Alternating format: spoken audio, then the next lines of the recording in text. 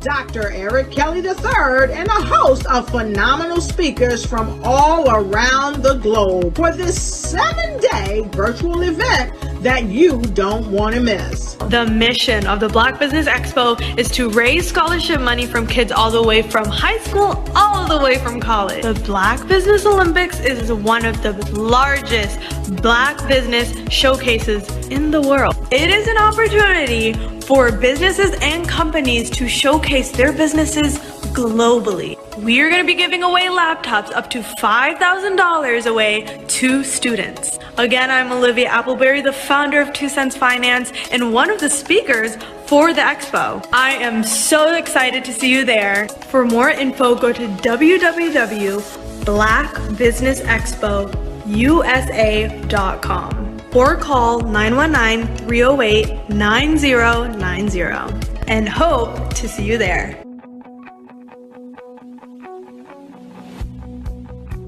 I am Black Business. From the moment I wake until the time I sleep. Yes, I am Black Business. I am Black Business. Tell me, are you Black Business? I am Black Business. Do you support Black businesses? Listen, I support Black business because I am Black Business. Black Business Expo, one of the largest business showcases in the history of Black business in the world. The world!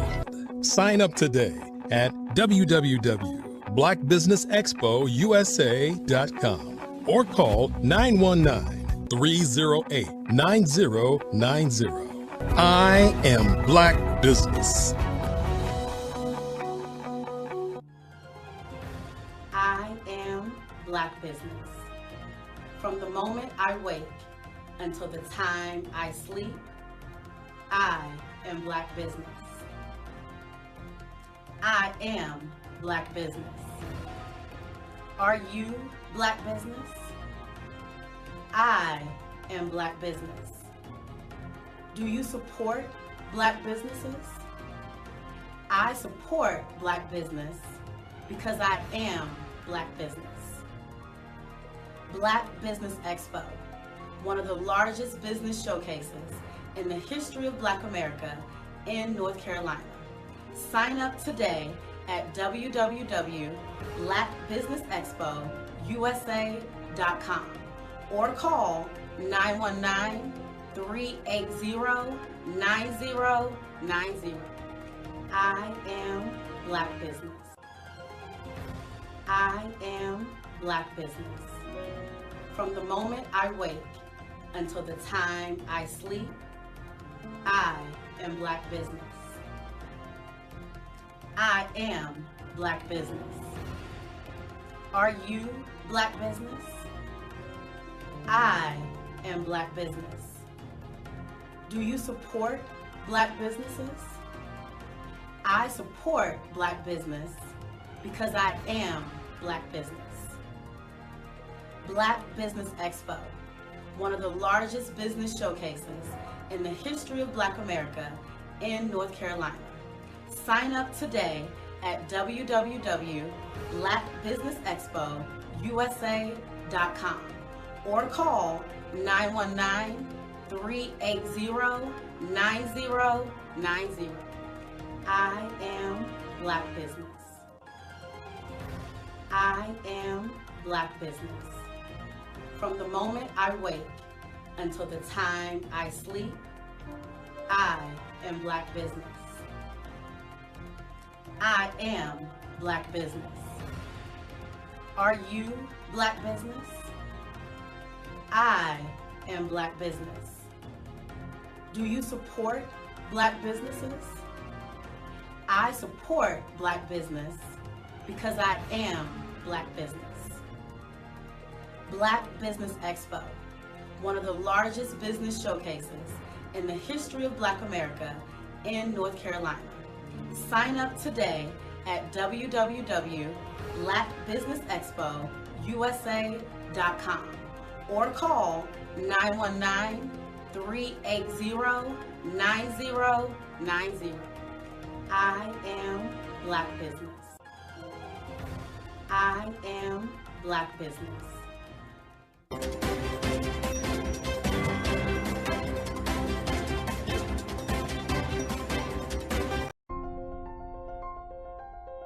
What if you could build your own city?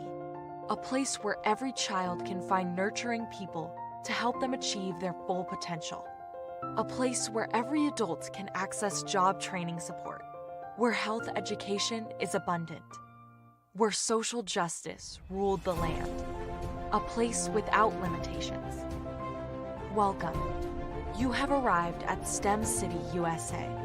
It is what every city should be. A safe and trusted community where you find people and resources to help you become everything you are and beyond. STEM City is unlike anything you have ever experienced. It is a digital twin of the world around you, only better. STEM City is about energy and soul renewal. It is more than a digital world. You can almost feel the power of live cultural events, music, and theater.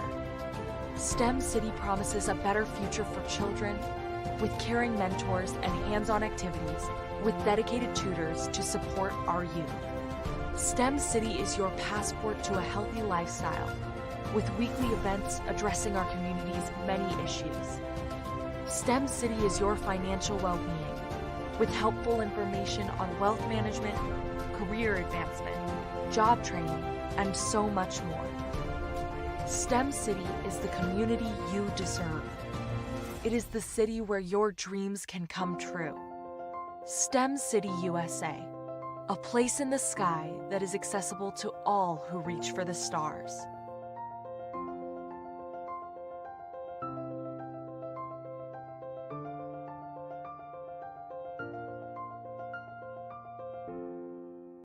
Follow the Brand TV broadcast host, Grant McGaw, as he visits with top executives and entrepreneurs to find out their secrets of success with their personal brand. Follow the Brand TV broadcast host as he focuses on brand development to build better relationships, bring value to your business, relationships, and career. You will enjoy listening to each episode that is tailored to speak to you directly. If you're looking for this type of clarity in terms of building your brand, you have tuned into the right station. Each episode will help you to shape a conversation in the 5-star BDM network of 20,000 professionals and become a springboard for your corporate engagement and business opportunities. Each guest will frame their story in the areas of personal branding, business development, career development, financial empowerment, and technology innovation. Grant McGaw explains why he is the CEO and owner of his own professional career. Grant is an accomplished business leader and entrepreneur who wants to give back to individuals to grow their personal brand strategy. Tune in as he weaves his story about new possibilities, while to you exceed expectations. If you love storytelling, this show will make for fun.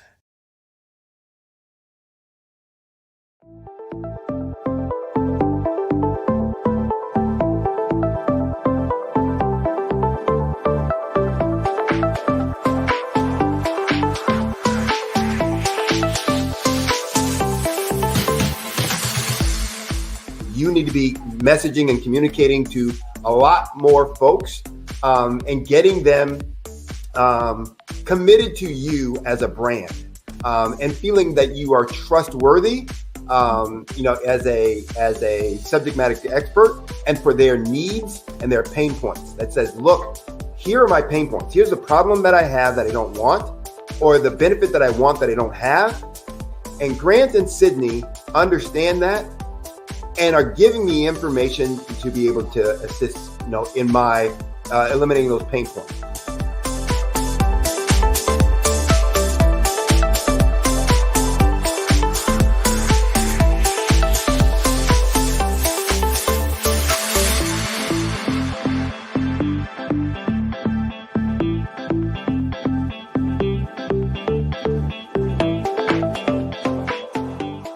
You're going to get a lot out of this workshop. We're going to show you ways that you can begin to look at this particular problem, that you can apply different formulas, techniques, and skills. They're going to get you to that next level. And then you'll understand the value that we're bringing.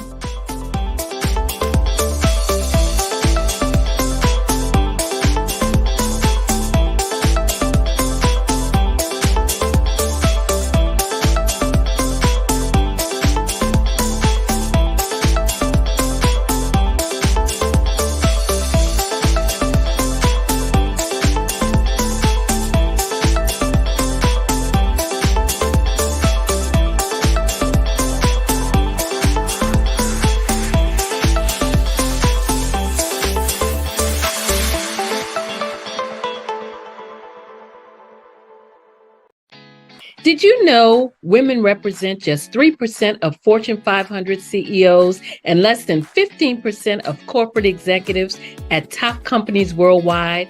Have you wondered what the secrets are to getting into the top ranks, whether in the private or public sector? Do you want to figure out how to stop being held back in your career or passed over for promotion? Then you're in the right place. Hi, I'm Dr. Madeline Ann Lewis, President and CEO of the Executive Women's Success Institute. I have decades of experience in the military, the federal government, and corporate America, and my mission is to help women succeed and tap into their full potential. I want to reach 1 million plus women around the world to become the leaders they are meant to be.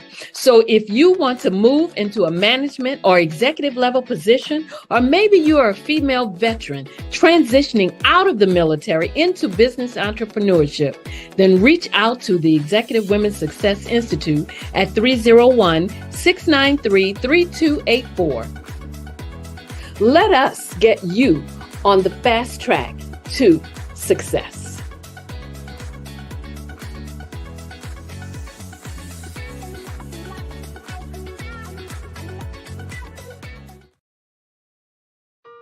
Hello, this is Israel, and I am CEO of Daydreams Interactive and author of Princess Planet.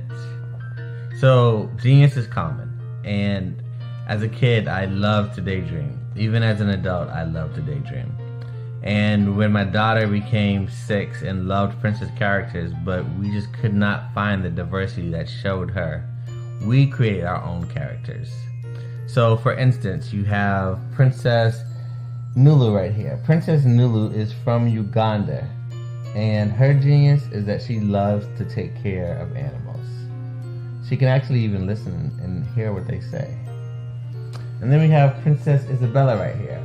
Princess Isabella, she's from Cuba, and her genius is biochemistry. One day she hopes to eliminate disease. Then we have Princess Nia right here, and Princess Nia is based off of my daughter, and she is what she wants to be, the greatest dancer alive. So that's her genius. So what's your genius? My genius is my imagination. Genius is common. Hello, I'm Dr. Madeline Ann Lewis, President and CEO of the Executive Women's Success Institute. And my genius is helping women accelerate the path to success. You know, I was blessed to have strong women in my life who encouraged, motivated, and pushed me to do my best and to never even think about giving up on my dreams. So I say to women, we must show up to rise up. We have talents and potential, but who will see them if we don't speak up and get noticed? I know that women are a tremendous resource on this planet, and there is nothing more fulfilling than helping a woman tap into her full potential. I do this because I want to be a part of helping as many women as I can to show up, to rise up. I do this because genius is common. The Black Business Network and Black Business Olympics are essential platforms for Black business owners globally. They provide the tools and support you need to succeed in today's competitive marketplace. Join us today as we collaborate together with businesses from around the world to support our children, students, and young future entrepreneurs, Black businesses and corporations. We raise funds for students going to college and young entrepreneurs who are aspiring to be business owners, and we invite you to be a contributor today. Visit the website www.blackbusinessexpousa.com to connect with and learn more about how the Black Business Network and Black Business Olympics can help you not only share your amazing business story to businesses, but also serve future generations. Hello, my name is David Jones, CEO and co-founder of the Hello LLC, where we help businesses build a culture, brand an experience, and leverage technology to pivot into Web3. Join the Black Business Network streaming live into Roku, Metaverse, STEM City, Black Multiverse Enterprises, Hulu, YouTube, iHeartRadio, Apple, Facebook, LinkedIn, Spotify, Twitch, and Google Podcasts. Tune in, turn on, and let's thrive.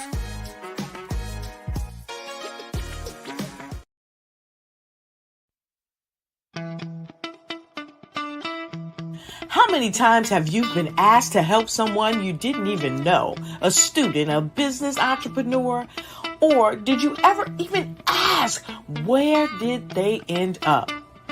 That business, that friend, that entrepreneur.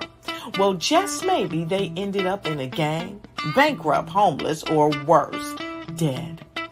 Maybe they turned to crime, drugs, and alcohol. Did you ever wonder? Did you destroy their dream, or was your life always so easy?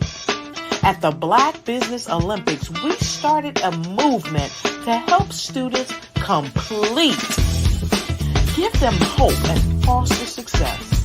Help them to leave their dreams of providing laptops, computers, and up to $5,000 in scholarship funds. Today, we ask you to help a student, a business owner, or an entrepreneur to realize their dream by sponsoring them, supporting them, and buying from them. Consider this. With $1.6 trillion in our Black community, we only ask for a small donation for our students, our businesses, and our entrepreneurs. And you can change a life today. So I ask you, what are you going to do? Sit on the sideline and watch our students in high school be leaders, miss out on their dream from lack of resources? Or are you going to donate to the movement and change their future and yours as well? Give us a call today at 919-308-9090. Change their life by investing with action to the Black Business Olympic Fund. The Black Business Olympics, one of the largest business showcases of Black business in the history of the world.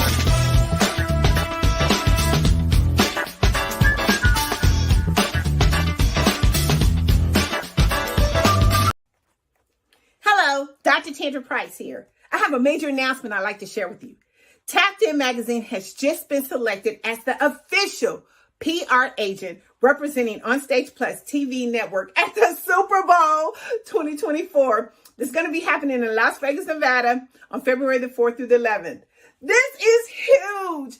This is like Copy Network extravaganza. We are going to be right in the huddle of hundreds of news media outlets. We're going to be invited to VIP networking events, galas. We're even going to be doing some interviewing on the red carpet. But wait, here's the kicker. We're not going alone. You're invited too. You might be saying, how can I be a part of the Super Bowl Media Week? Here's the game plan. Tapped In Magazine is putting together an exclusive publication. We're going to have hundreds and hundreds of printed copies on hand for distribution. We're going to be putting your information right in the hands of hundreds of news media outlets. Not to mention that you're going to be seen by thousands and thousands of people because you're going to be on the Onstage Plus TV network. This is your opportunity to expand your audience, your network. It's your chance to get the ultimate experience. This is like having I think we just made a touchdown. Go to tappedinmagazine.org right now to secure your spot. We can only feature a limited number of people. This is your chance. 2024, let's score big. It's time to make new connections, elevate your business, expand your horizon with your business. It's time for, to catch the wave. The Super Bowl wave. You don't want to miss it. Join us at Super Bowl 2024 in Las Vegas, Nevada. We'll see you there.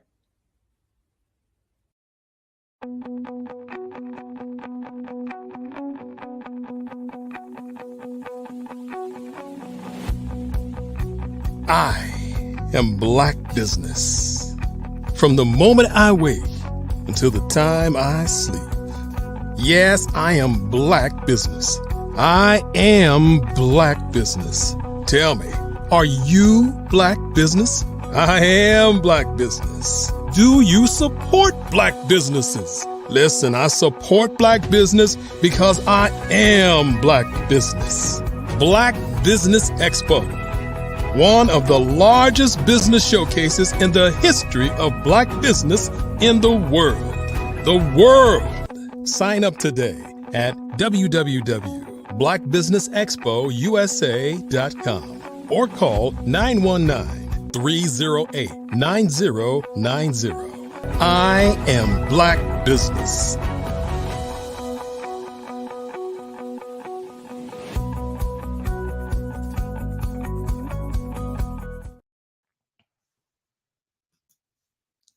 Good morning, business owners, entrepreneurs, thought leaders, and corporations. Welcome to the Black Business. I'm your business moderator for today, and it's an awesome pleasure to be here. The Black Business Did you know that approximately 333.34 million businesses exist today, according to a report from 2021? And you may be one of those businesses, or maybe you're not in the business market yet, but you're aspiring to be a business owner. Well, guess what? You're in the right place at the right time. Because let's face it, everything is about timing and opportunity. Hi, my name is Dr. Lotus Richey, and I'm the CEO and founder of the Lotus Richey Coaching and Consulting LLC, along with the Lotus Richey Ignite Show. 15 minutes of success with Dr. Lotus Richey, as well as books to boom your business and bring who you are. And today, I want to bring this amazing message to you about the Black Business Network and the Black Business Olympics. See, the Black Business Network and the Black Business Olympics is designed to help people just like you, that's right, that look like me, to take their business to the next level. Not just in your front yard or your backyard, but globally. The Black Business Network and Black Business Olympics is designed not to just help you survive, but to help you thrive. So join us today as we come together with businesses all around the world to support our students, our children, our young teens, our young entrepreneurs. What we do is we come together to help raise funds for students who are aspiring to be business entrepreneurs, who are aspiring and who are thriving in college. We endow them with a wonderful opportunity to gain scholarship of either a laptop, or several thousands of dollars. And we invite you to help be a contributor to this amazing opportunity to help someone that looks just like you. So join us today at our website and let us connect with you and help you ignite and take flight in every area of your life on the Black Business Network and the Black Business Olympics. I'll see you on the other side.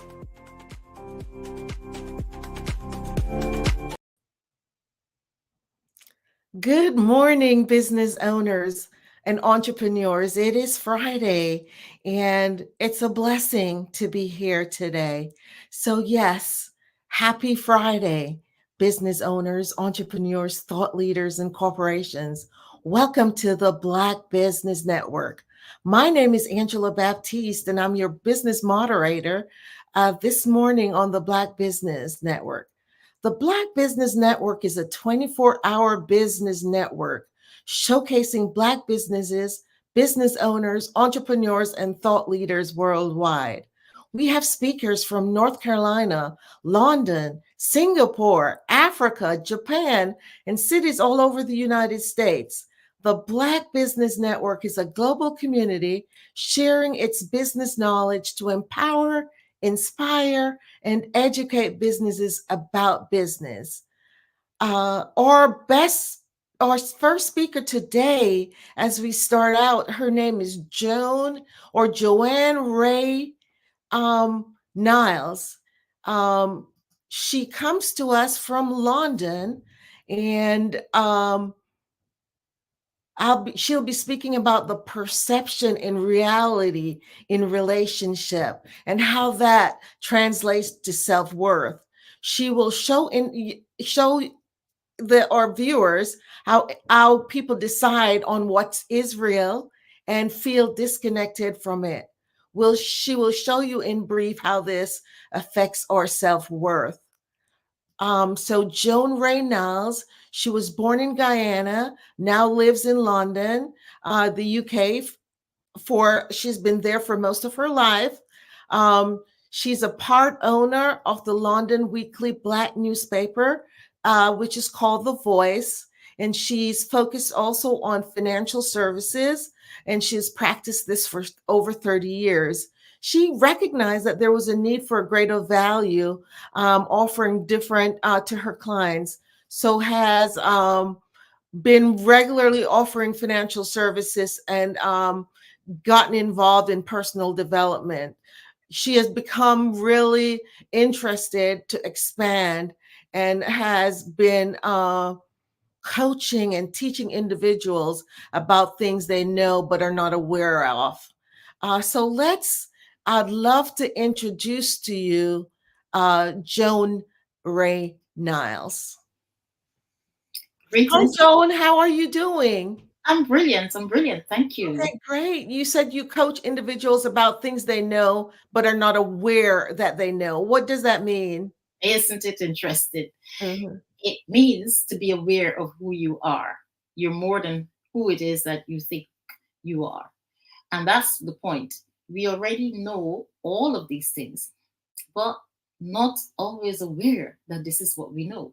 So, and that's because of our limited perspective of who we are. And thank you for your introduction, Angela Baptiste. So, as she mentioned about perception and reality and self-worth, I would like to touch on a little on those things. It's something that can be continuous. It's a very huge topic. Why I chose this topic, and I'm talking really about our perception, is as valid as our reality or as a reality, because a reality starts from a perception, which then affects our self-worth. Yeah. So what we perceive as the things that our experiences, our daily in and out, experiences. We go to work, we have our meal, we have our furniture, we have our car, our home, and all of these things.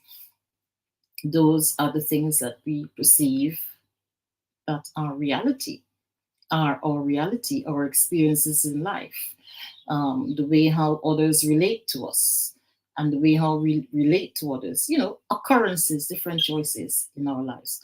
We perceive that as real.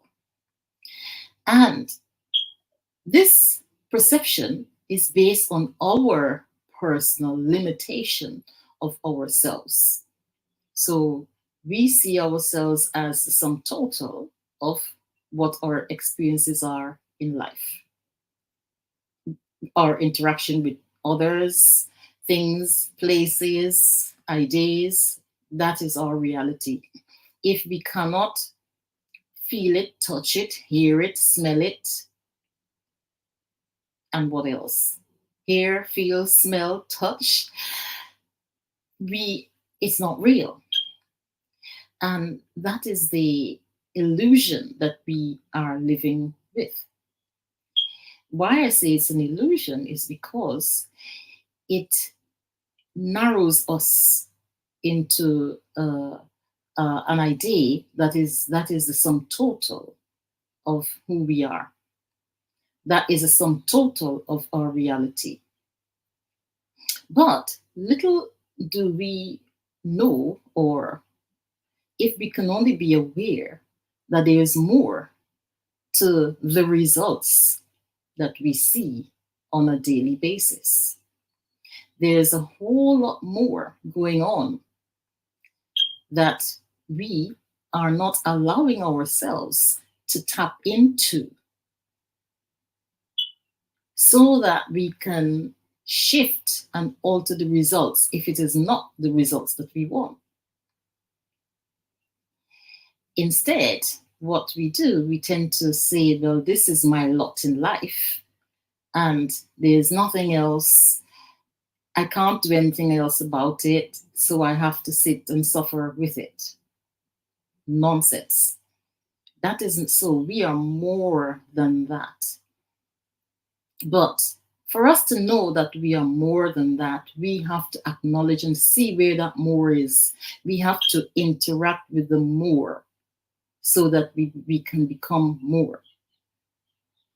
Let me give you another idea. For example, some of us, look at it from this perspective. Say you're looking through a funnel, and you're looking from the broad side of the funnel through to the narrow end of the funnel.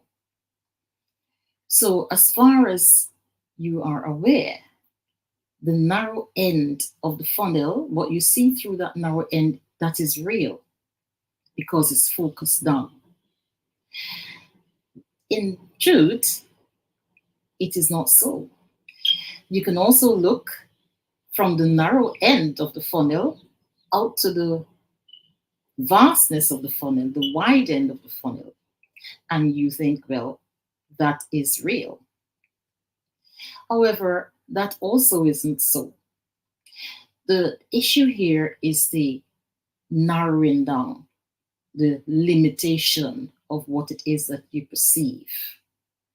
And that is the issue that causes us to only limit or choose what we perceive as all there is. In other words, make a choice based on all that we see. Make a choice based on this is all that exists, so I'm going to choose this. This is the only option I have, so I'm going to take this. And that option has come about based on our perception at that time in point. And the results of that choice may be what we want, or it may be something else that we didn't want. So then what happens? We feel different. The results, as the results occur, We may feel, well, this is good. It's what I want. I enjoy this and I want more. So we feel more encouraged to choose based on the results that we've got. But the problem there is we are relying on the choosing based on the results. Why not know that you are the one that created the results and you can choose always whatever it is that you want? Okay, so let me come back a bit to reality and perception. Why this is important is why I choose this topic is because I see this is really what humanity suffer from in a way, because we feel, as I'm human too, in addition, we feel that our reality is it. We feel that there's nothing else.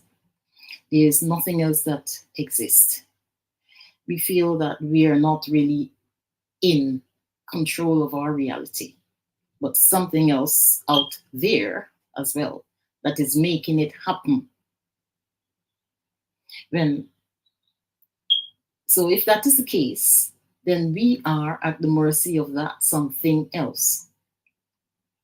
And when we are in that state of mind or perception, then we are losing our power to live life the way we can live, had we known that we had the key to live it the way we can live. We do have that key. But what we've done is we've decided that, okay, only the parts that are easy in our life we'll deal with, but the parts that are difficult we leave alone. In other words, we become afraid and we're not choosing anymore because we're too afraid to deal with that. We think, oh no, this is too difficult for me. My life is too difficult. I can't change it. I can't alter it. I can't shift it to how I would like it to be. I'm in a state, so there's no need for me to concern about changing it. However, that is a perception. And that perception, as long as it stays that way, it will manifest itself and become real. Because we imagine that there's nothing that we can do about it. So there it is valid, it's become real. Until we decide, look, maybe somewhere else, maybe something else I can do. Maybe, it doesn't matter what it may be, it could be something small, something different. And then that can lead us into an opening where we can see that we are able to shift our perception to create a different reality. We are able to shift that perception because we decided that we are bored somehow with the perspective that this is all there is for me in life. I can't change my lifestyle. I can't have the amount of money that I want. I have to, based on my experience in life, based on where I'm coming from, I have to stay there. I don't know any different. But if we realize that that also was created at some point by us, so we can create something more of what it is that we want.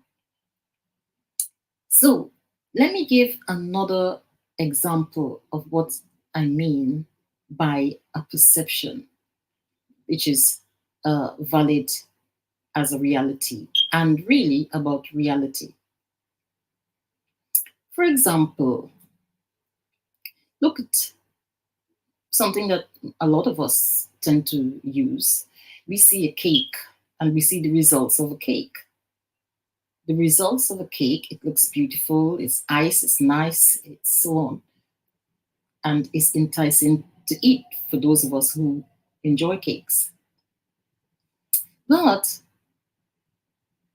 just like everything else, there was a lot of effort behind making that cake, for that cake to become what we call as real.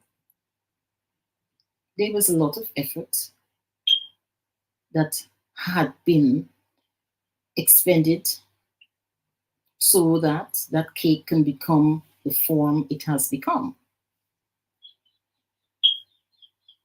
The same is to our existence.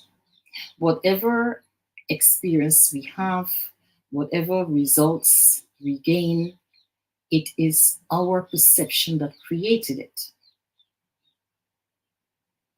So if then we can look into how we perceive ourselves, then we are able to shift ourselves more into the direction that we really prefer, rather than finding ourselves in a direction and then we keep moving from one direction to another direction to another direction, but not really enjoying the direction that we're in and feeling that this is not really what I want, but there's nothing that I can do about it.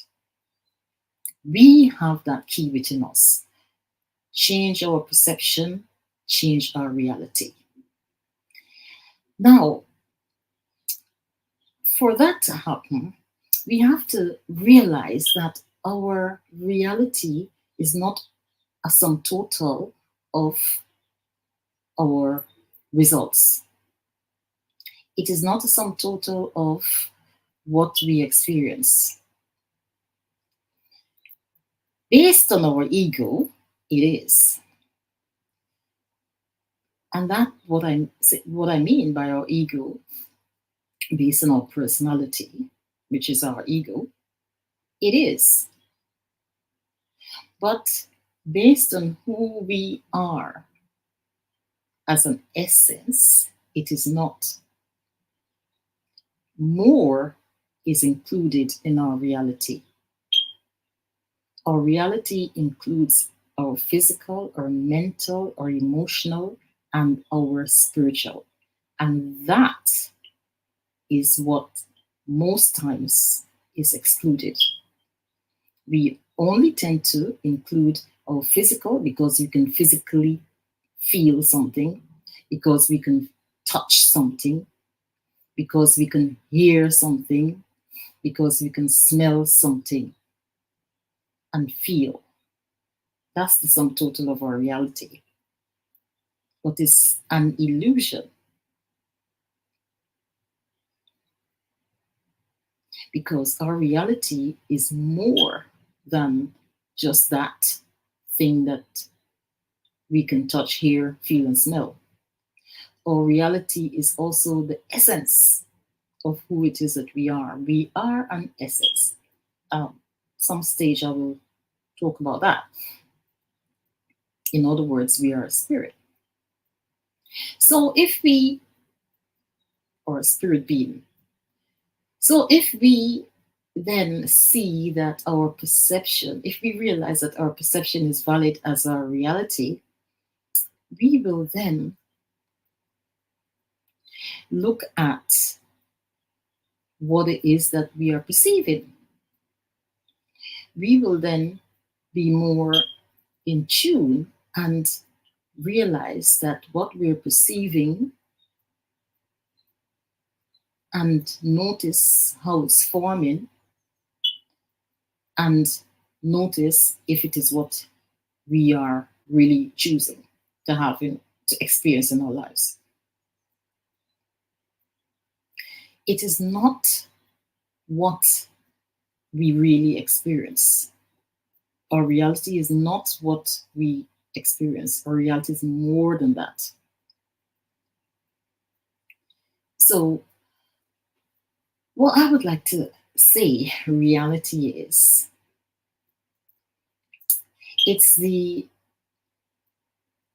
all inclusive of choices, inclusive of all experiences, inclusive of energy, inclusive of all things for something to happen as a result.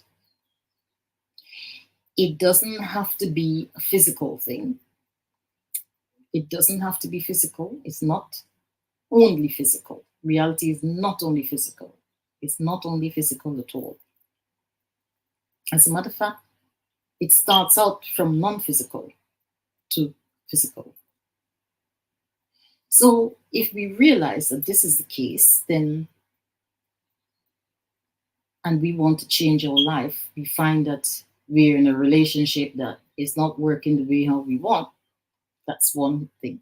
We can change it from our perspective. You can change it and even be in the same relationship, or you can change it and not be in that relationship. If you find that we are in a job that is not working the way we want, we can change that experience and be in the same job, or we can change it and be in a different job. If we find that we are having, a life where we're, having to go to prison and so on, things like that, we can change that life to be a life where we are not, living in a way to offend, which will cause us to do that again, to have the experience of prison again. If we find that we are living a life of poverty,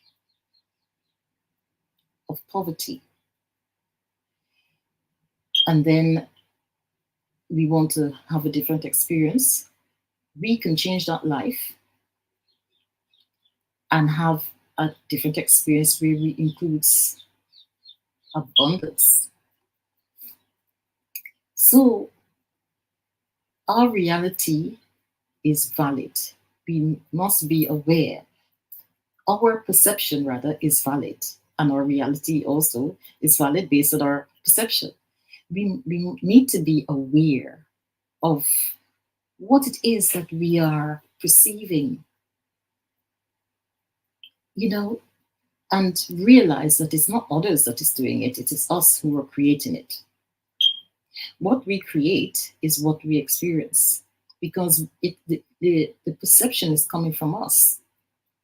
For example, you might see someone who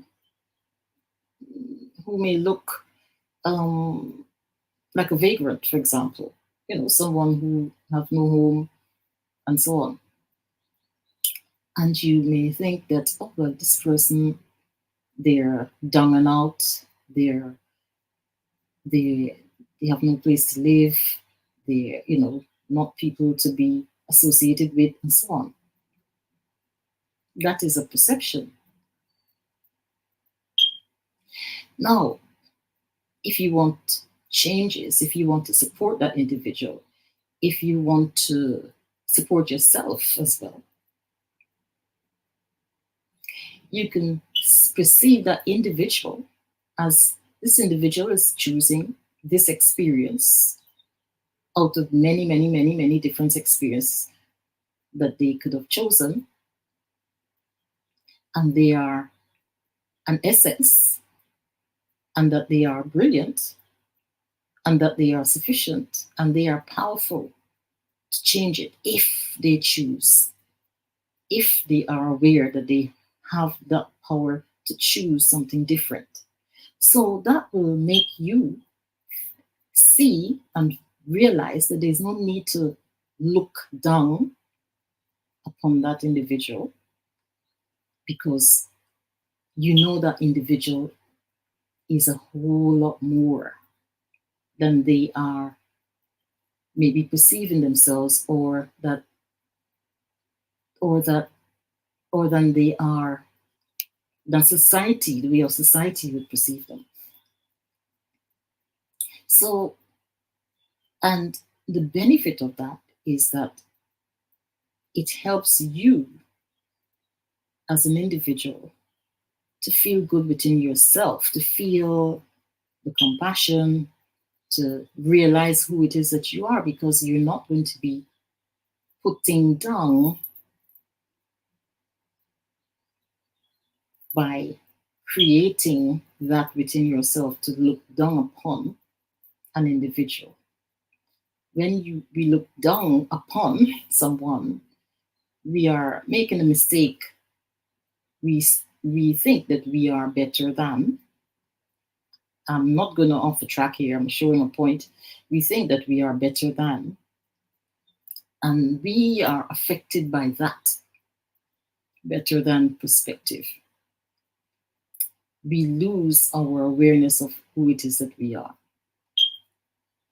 So a perception is as valid as a reality, and we can change those perspectives. We can alter them, we can shift them. We don't need to suffer. So if we want now to experience a reality where maybe we might think that, my life is not the way how I want. And, I would like to have something different in my life. Maybe I would like to have a new home. I would like to have pay off my mortgage. I would like to have children because I haven't got a family. I'd like to get married. I would like to have a business where I earn so much money, I can afford. I don't have to think about money because it's there flowing all the time. Whatever it is that we want in our lives. What do we do? Because the way how we perceive ourselves at that point is that we can't have these things because we are afraid. We feel afraid. If we tell ourselves it's not easy. And when we tell ourselves it's not easy, fear comes in. We fear how it's going to happen. We fear that it wouldn't work out. We just shut down. So we then don't see that is possible. However, I would love to continue this because it is not a short topic. It's a broad and deep and long topic. And even I would like to explore more of it with you. I hope you gained something from that. Thank you so much for listening. I can't hear you. Thank you so much, Joan. It's a pleasure. It was wonderful listening in. Yes, we can create or what we desire to create, our thoughts, how we live. Yes, dictate how we change and achieve whatever we desire. So thank you for sharing that. Would you like to share with us how we could reach out and contact you? Yes, please. My site was down yesterday when I checked. So in the meanwhile, feel free to email me at expandyourlife, and that is spelled EXPAND, your, YOUR, life, LIFE, at icloud.com. Awesome. Expandyourlife at icloud.com. I'm willing to do one-to-ones, work with you if there's something that you're working on and you need support, connect with me. I'm also willing to do group sessions as well. This is quite a very interesting topic that even me, I would like to explore more. So thank you for asking that, Angela. Yes. Well, you have a great rest of your day. Thanks for sharing your wealth of information with us. And always remember, genius is common, and I'll see you on the other side. Thank you. Enjoy. Yes.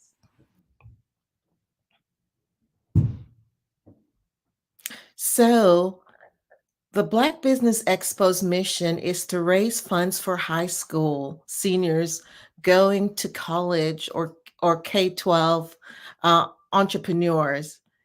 This expo is a fundraiser for students. You may go to www.blackbusinessexpousa.com to donate to the scholarship fund, or use Cash App.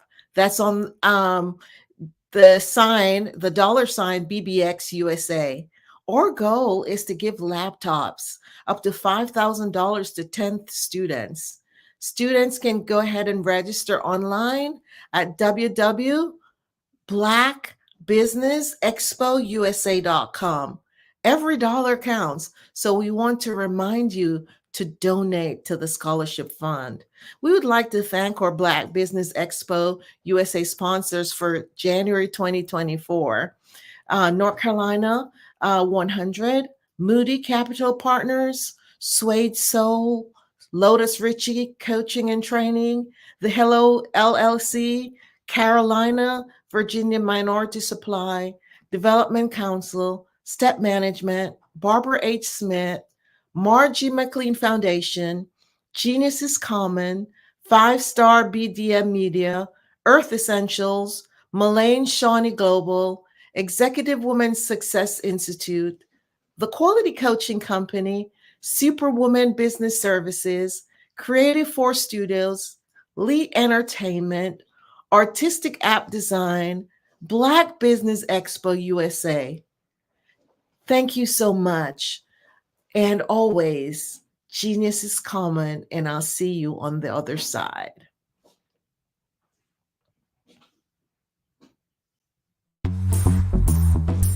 Attention all entrepreneurs and companies. Are you looking for reliable and efficient virtual assistants and back office support to help you manage your business tasks? Look no further than Superwoman Business Services.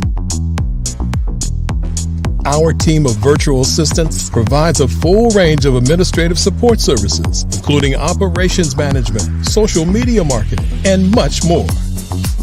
We also offer website design services to help you create a professional online presence that reflects your unique brand. In addition to administrative support and website design, we offer business development and structuring services to help you grow your business and achieve your goals.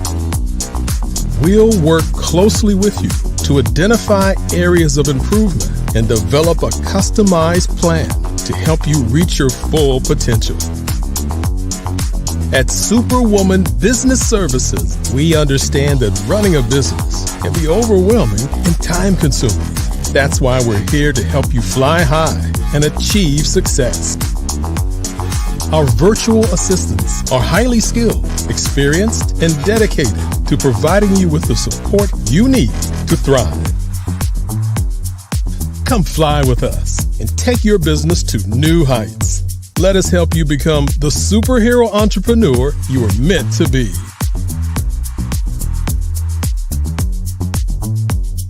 Contact Superwoman Business Services today to learn more about our back office support services.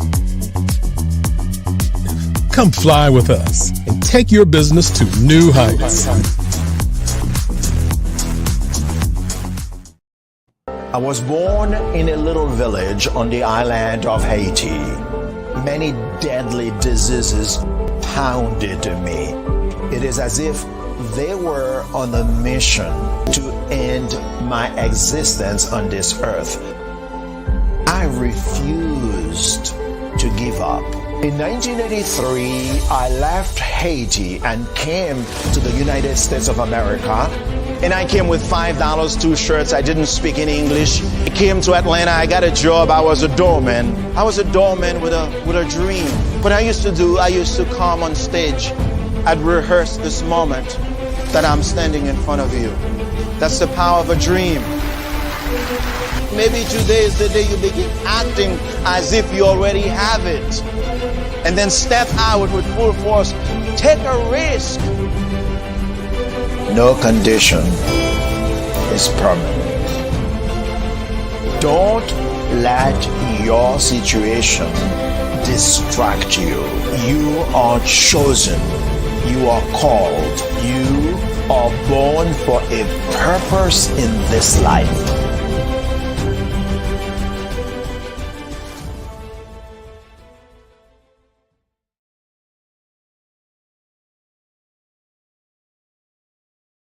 I'm Ramon Ray, founder of Smart Hustle Magazine and smallbiztechnology.com.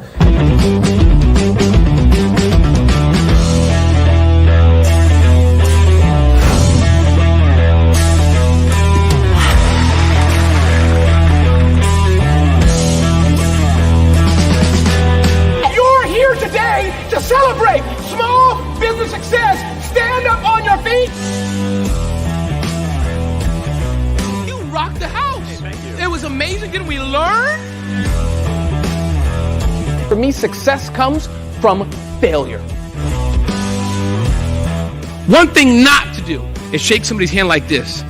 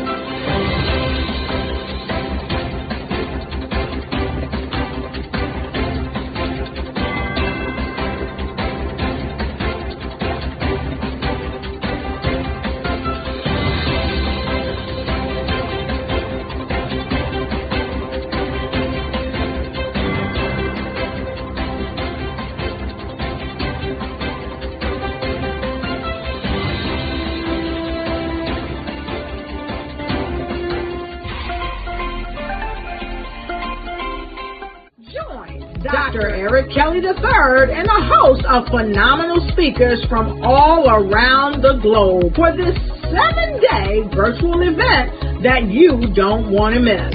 The mission of the Black Business Expo is to raise scholarship money from kids all the way from high school, all the way from college. The Black Business Olympics is one of the largest Black business showcases in the world. It is an opportunity for businesses and companies to showcase their businesses globally. We are going to be giving away laptops up to $5,000 away to students. Again, I'm Olivia Appleberry, the founder of 2 Cents Finance and one of the speakers for the expo. I am so excited to see you there. For more info, go to www.blackbusinessexpousa.com or call 919-308-9090 and hope to see you there. I am Black Business. From the moment I wake until the time I sleep. Yes, I am Black Business. I am Black Business. Tell me, are you Black Business? I am Black Business. Do you support Black businesses? Listen, I support Black business because I am Black Business. Black Business Expo, one of the largest business showcases in the history of Black business in the world. The world! Sign up today at www.blackbusinessexpousa.com or call 919-308-9090. I am Black Business. I am Black Business. From the moment I wake until the time I sleep, I am Black Business. I am Black Business. Are you Black Business? I am Black Business. Do you support Black businesses?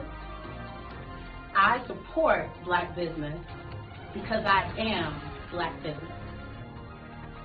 Black Business Expo, one of the largest business showcases in the history of Black America in North Carolina. Join Dr. Eric Kelly III and a host of phenomenal speakers from all around the globe for this 7-day virtual event that you don't want to miss. The mission of the Black Business Expo is to raise scholarship money from kids all the way from high school, all the way from college. The Black Business Olympics is one of the largest Black business showcases in the world. It is an opportunity for businesses and companies to showcase their businesses globally. We are going to be giving away laptops up to $5,000 away to students.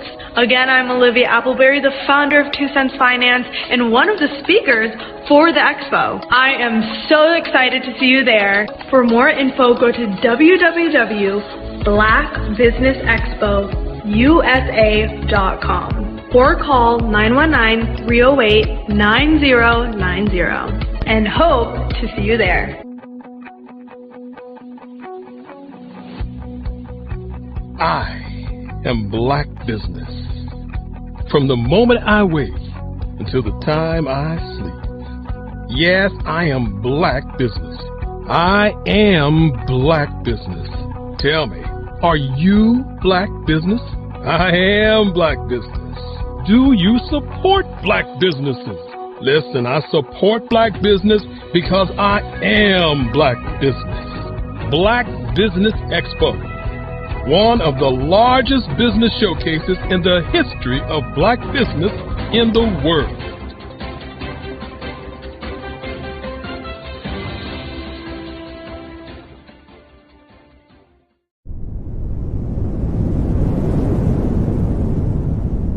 Sometimes you got to hear the news from the Black perspective, and more specifically, Black publishers. And that's exactly why you have to download the HeyTie app, the largest mobile app delivering breaking news, videos, and podcasts from 200 of your favorite Black publishers. Yes, 200 Black publishers delivering news as it happens, literally all in one app. Go to HAYTI.com or download the app in the Google Play Store or Apple App Store. It's completely free, along with information that you can trust, so go check them out.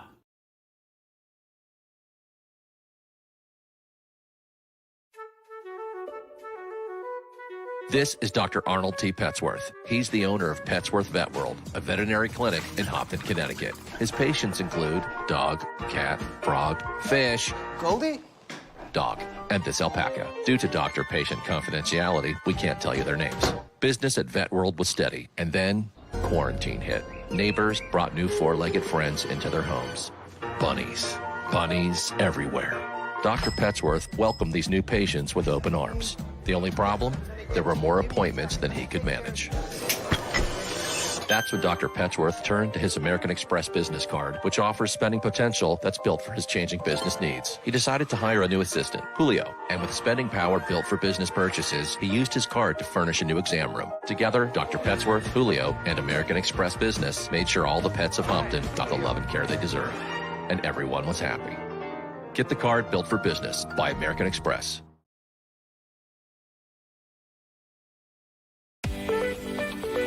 You are in the right place at the right time. The Black Business Network opens again for its Black Business Olympics, a 24/7 broadcast on business, strategies, global branding, social media marketing, finance, advertisement, and much, much more. Featuring the top, most powerful entrepreneurs and speakers and thought leaders from all around the world as they gather together for this phenomenal event. Join the Black Business Network streaming live into the metaverse. STEM City USA, Black Multiverse, Pod TV, Roku, Hulu, iHeartRadio, Apple TV, YouTube, TikTok, Instagram, Google Podcasts, Facebook, LinkedIn, IBM TV, Spotify, and Twitch. Tune in today and be a part of this amazing movement.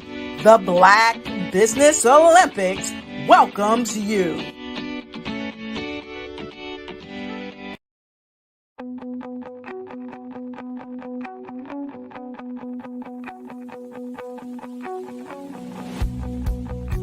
I am Black Business. From the moment I wake until the time I sleep. Yes, I am Black Business. I am Black Business. Tell me, are you Black Business? I am Black Business. Do you support Black businesses? Listen, I support Black business because I am Black Business. Black Business Expo, one of the largest business showcases in the history of Black business in the world. The world! Sign up today at www.blackbusinessexpousa.com or call 919-308-9090. I am Black Business.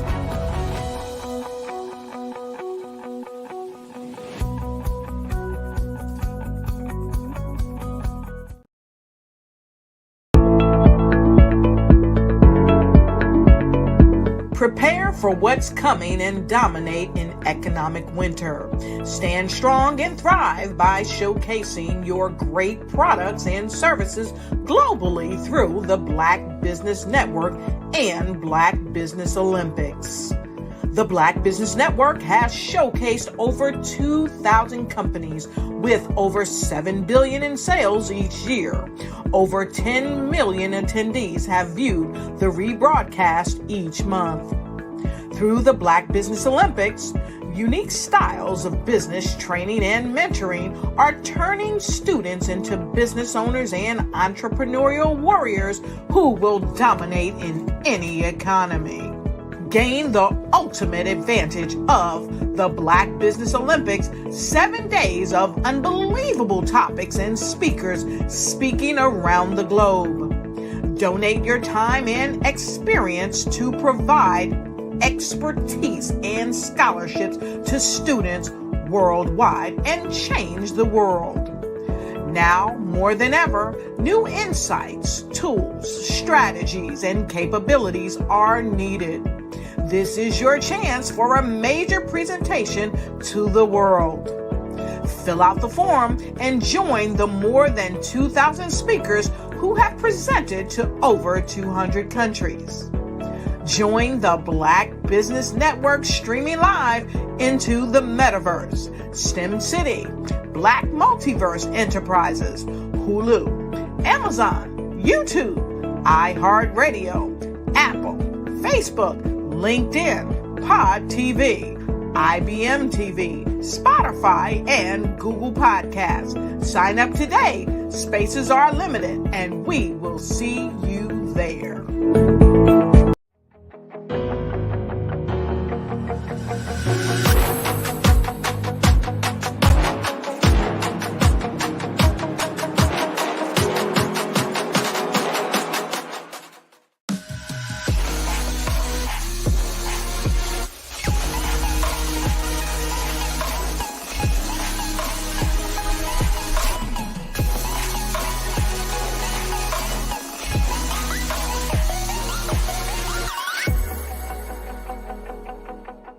The Black Business Expo's mission is to raise funds for high school seniors going to college or K through 12 entrepreneurs. This expo is a fundraiser for students. Please, you may go to www.blackbusinessexpousa.com to donate to the scholarship fund or use the Cash App at $BBXUSA. Our goal is to give laptops and up to $5,000 to 10 students. Students can register online at www.blackbusinessexpousa.com. Every dollar counts. Please donate to the Black Business Expo USA Scholarship Fund.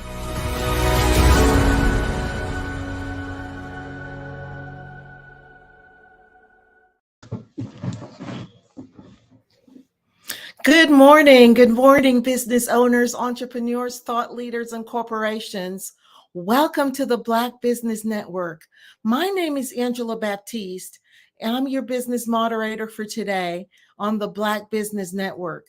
The Black Business Network is a 24-hour business network showcasing Black businesses, business owners, entrepreneurs, and thought leaders worldwide.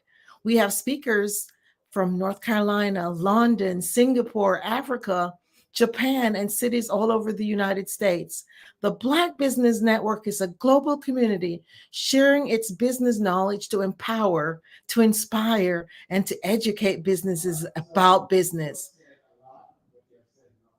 The speakers provided our next speaker today is Dr. Sean Harris.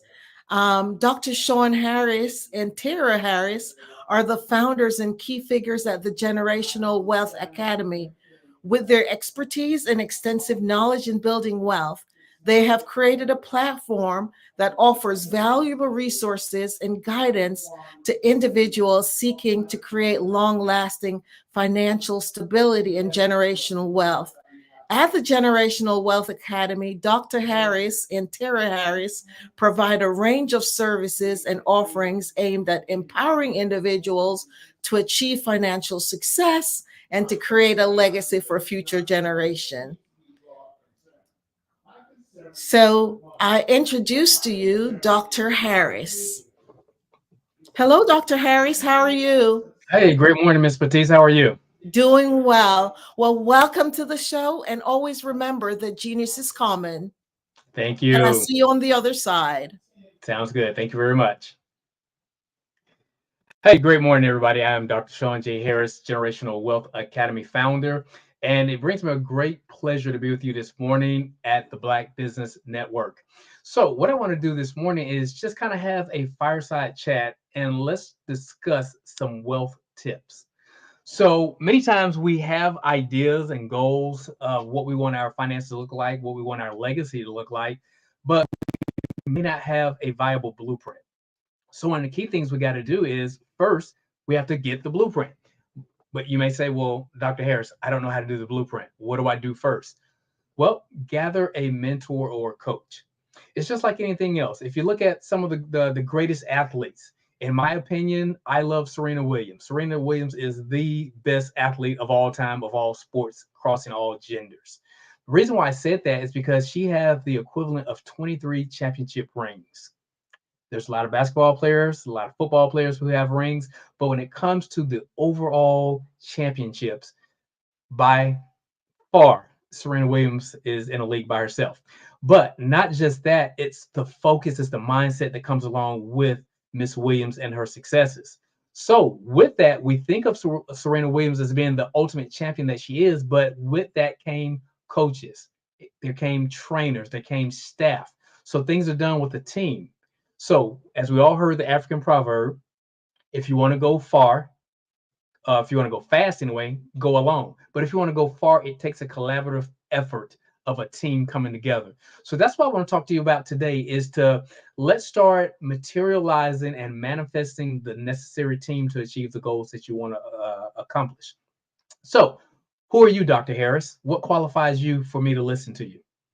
Well, I am a highly successful business owner. I come from a long lineage of entrepreneurs. My family members actually own the first two African-American owned hotels here in Atlanta during the pre-civil rights era. They also own the first African-American owned taxi service. Both my parents owned companies. My great-grandfather owned a very successful alcohol beverage company in Alabama, we'll say. He ran a moonshine business.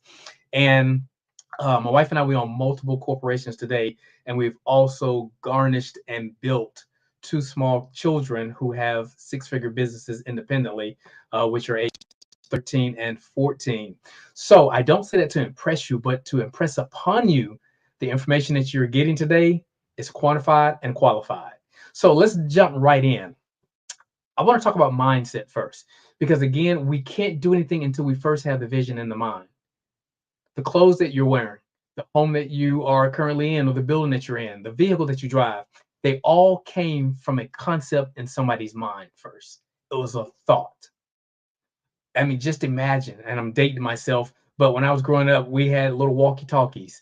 I actually did the little can with the string as far as communicating with my neighbor next door. We would have never fathomed the idea of having a cell phone in a bag. So this was almost 30 years ago that we had that technology. But now today, kids can't even think of, what do you mean you had a cell phone in a bag and you carried it on your shoulder and it had an antenna that was like 18 feet long? But then again, when I was a little kid, I could never fathom the idea of having a little cell phone that I can actually see the person FaceTiming with. And if you want to go a little bit more advanced, we can talk about a smartwatch, where I can now see the person that I'm talking to through a watch. It's kind of like the old comic character, Detective, I forgot the show, but he would talk to somebody in his phone. And today we have that technology. We have AI. So again, it all comes from having a proper mindset.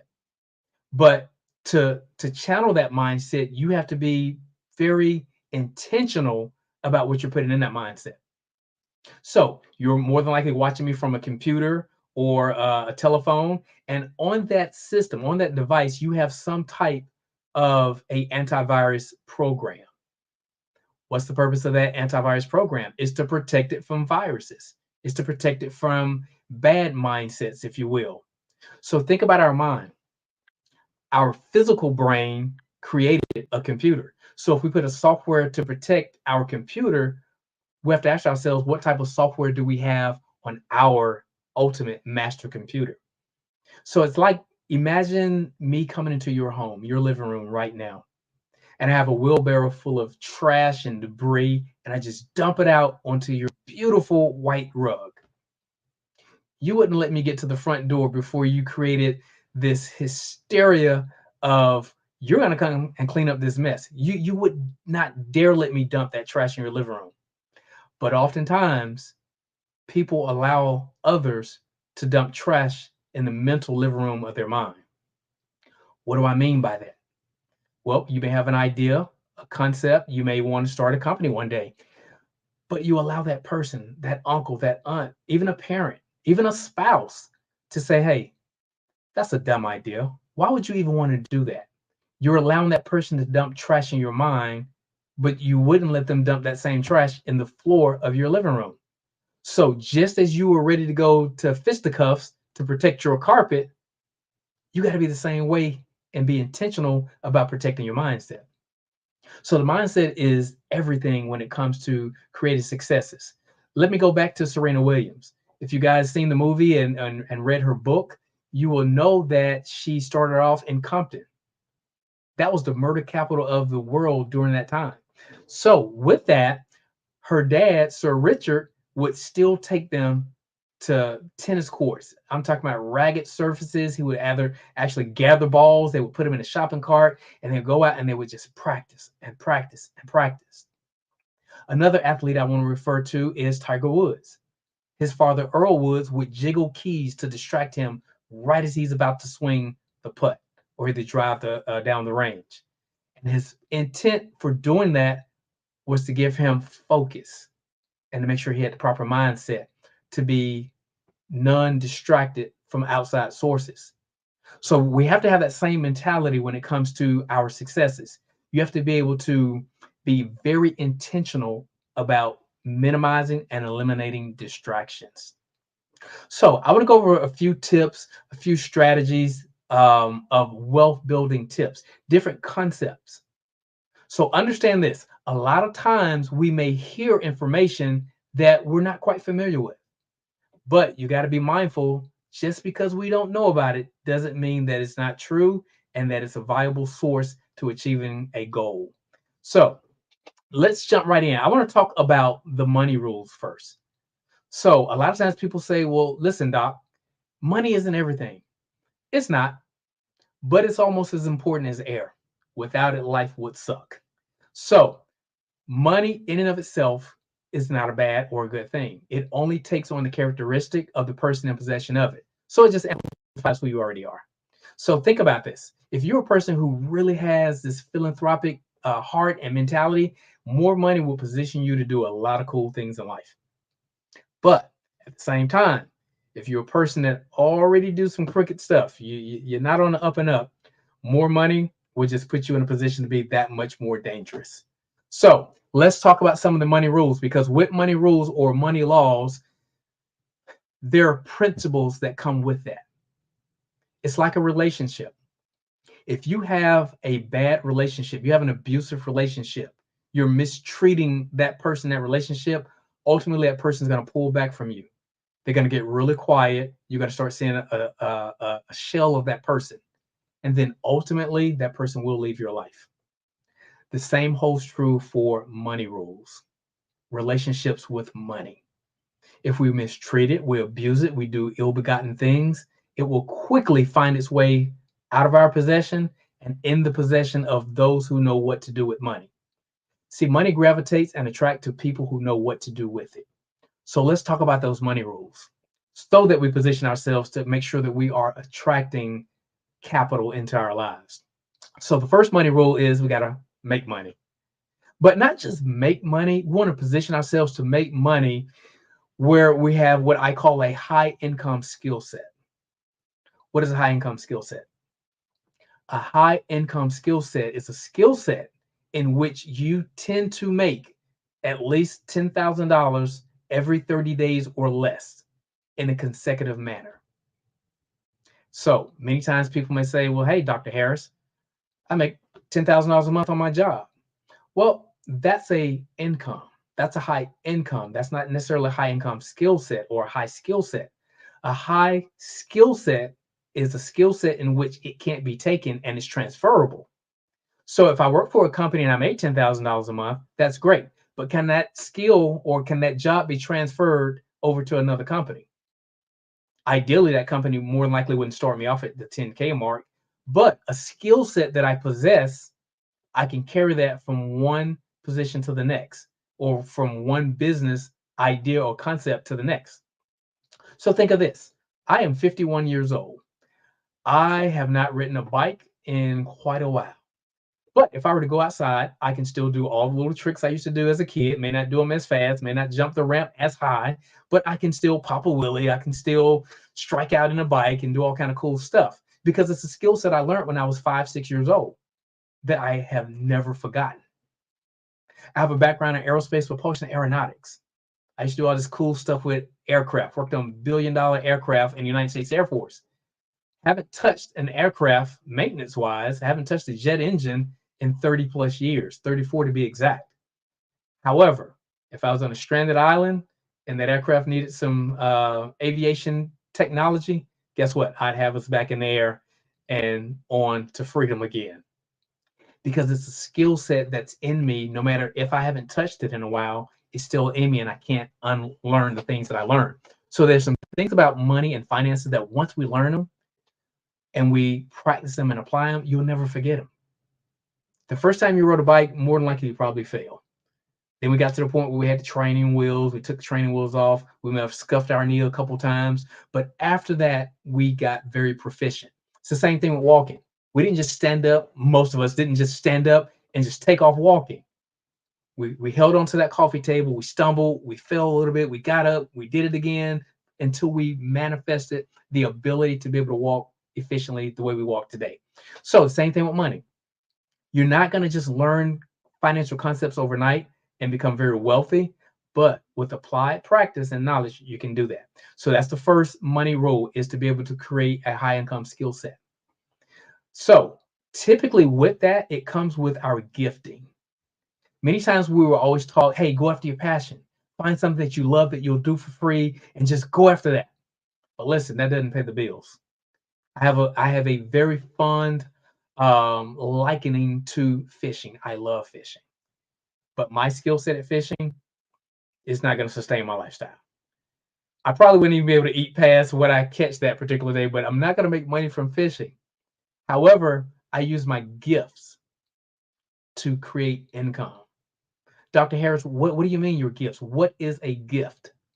Your gifting is what simply comes easy to you, but hard for most. What is that thing that everyone comes to you for and asks for? Is it they say, hey, auntie, can you make a pie? Can you make a cake for the Sunday dinner this week? They always come to you for that. Well, something should tell you you have a gifting in the kitchen.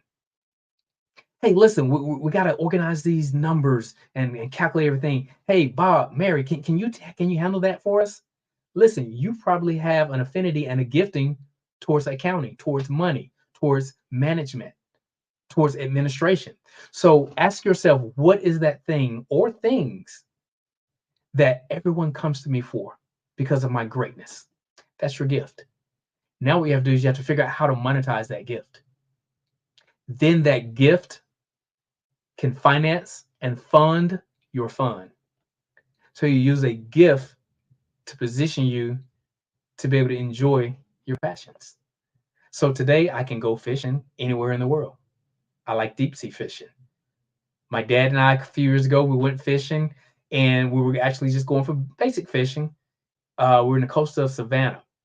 And my dad knew I always wanted to go sharking. So he just mentioned it to the captain. The captain said, well, geez, why didn't you say something?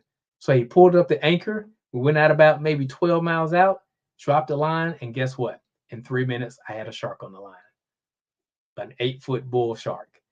But I couldn't do that if I didn't use my gifting to fund the time and money freedom to be able to do that cool thing with my dad.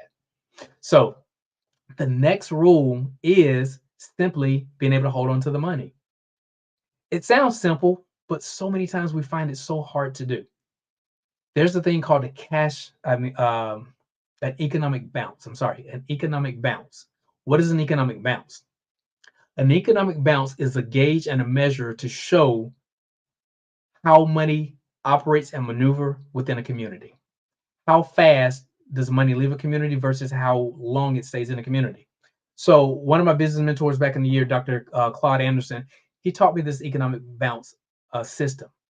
Unfortunately, in the African American community, we have the shortest suspense time when it relates to the economic bounce. So typically, when we get money, it leaves our community within the first 4 to 6 hours of us getting the money.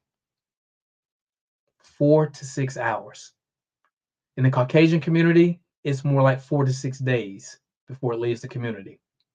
In the Arab and Asian communities, the economic bounce there is about 21 days. And in the Jewish community, it's 31 plus days before that money ever leaves their community. So in order to build a community, to be able to thrive economically and have group economics, you have to be able to support the ecosystem of that community. So that's the second thing. We got to be able to hold on to the money. Don't be so quick to spend it just because you get it. So what do? Do we just take that money that we hold on to and then we stuff it under the mattress? Do we put it up on the shelf in the shoebox in the closet and just kind of look at it periodically? You use that money to then go to the third money rule, and that's to grow the money. You have to figure out how to cultivate the money. Make it go out and make friends and bring those friends back home. That's called growing your money. How do you grow your money? You do that by investing in assets. Well, Dr. Harris, I've heard the word asset, but I'm not sure I know exactly what an asset is. Well, an asset is anything that put money in your pocket, basically. A liability takes money out of our pocket. So we don't want to invest in liabilities, but we want to more so deploy that capital into areas of acquiring assets that will be cash flowing. So let me give you a better example. Let's suppose you wanted to buy a new sports car or a luxury car.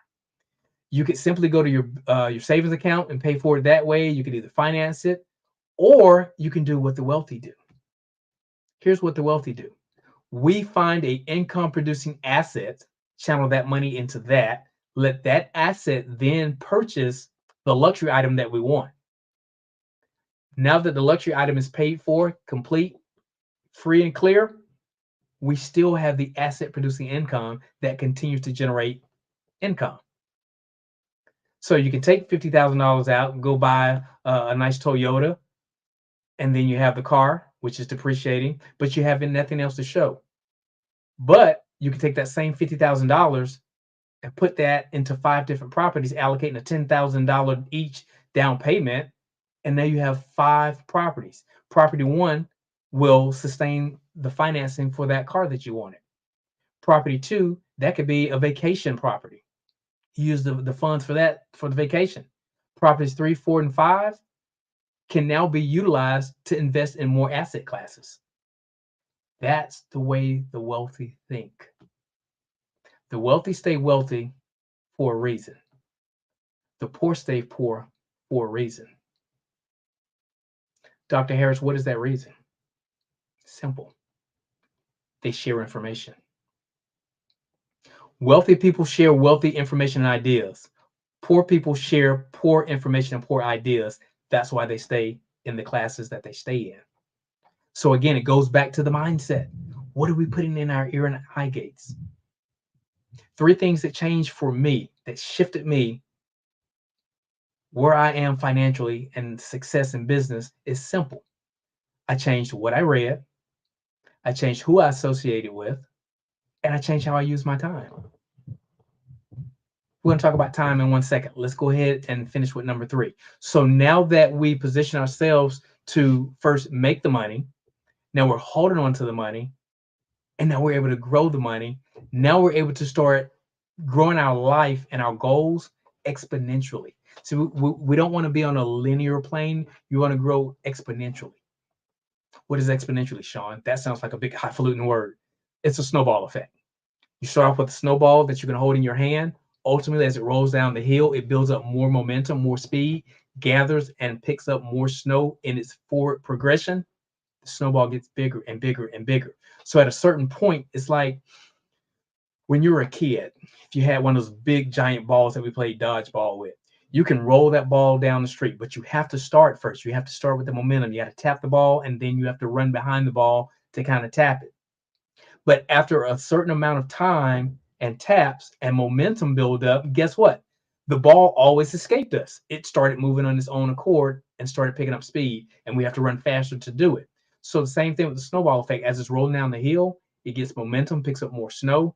Then it comes to a point where it's on autopilot, and you remove yourself from the equation. That's called putting things into systems, establishing systems. SYSTEM. Save yourself time, energy, and money. That's what systems provide for us. So you want to position yourself for that. So let's shift and go over to time. We talked about time. So many times we get in positions where we say, well, listen, I don't have time in a day. We all have the same amount of time. It's how you allocate that time and compartmentalize your time that's going to be the great equalizer or unequalizer that makes us different from everyone else. I often talk about mini days. That's a concept that will propel you forward in your success by light years.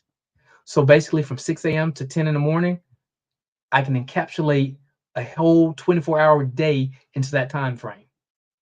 And then from 10 a.m. to 2 p.m., I can put tomorrow's whole 24-hour day into that time.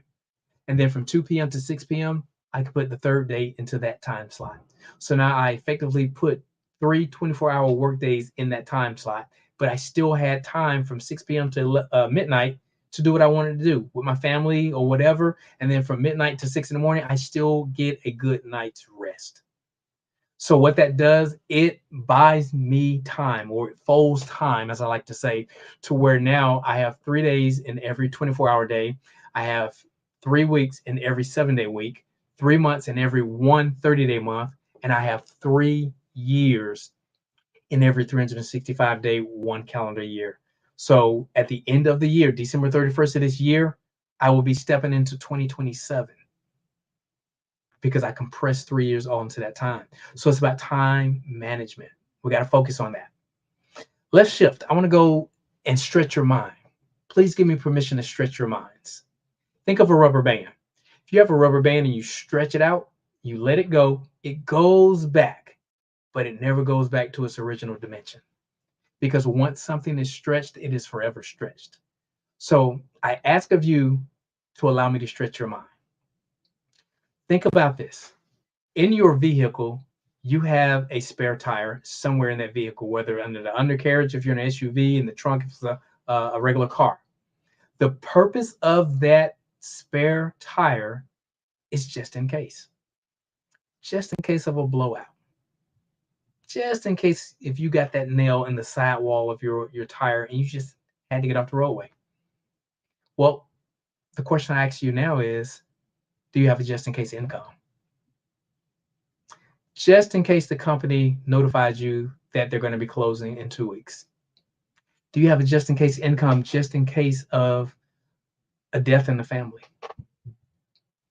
Do you have a just in case income in the event that your physical ability to perform ceased?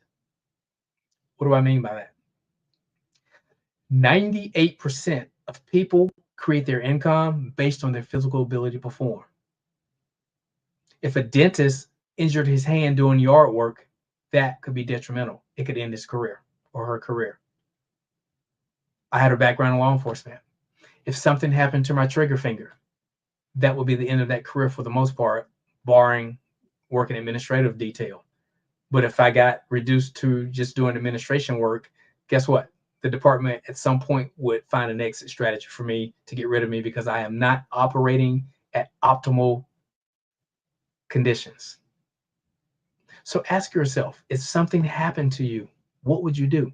If the X out factor visited your home, what would you do?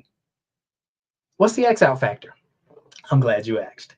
The X out factor is what happens to your family if something happened to you. If you were X'd out of the equation, what just happened to your wife? What just happened to your husband? What happened to your kids? It's something to think about. I'm a 44-time author. When I was a little kid, my dad would always tell me, hey, listen, you had a book inside of you. And I always took that to heart. So it's like so many ideas that I have, I just put them on paper. My very first book I wrote in 2007. And it actually began as just a simple love letter to my kids. All of my books typically are love letters to my kids. But I started realizing that, you know what? This can be a value add to so many people on a global scale. One of my books I wrote is called Just in Case Money. In this book, I don't like chapters. A lot of times people were talked to, but you have to understand people's learning styles. So I like to just have conversations.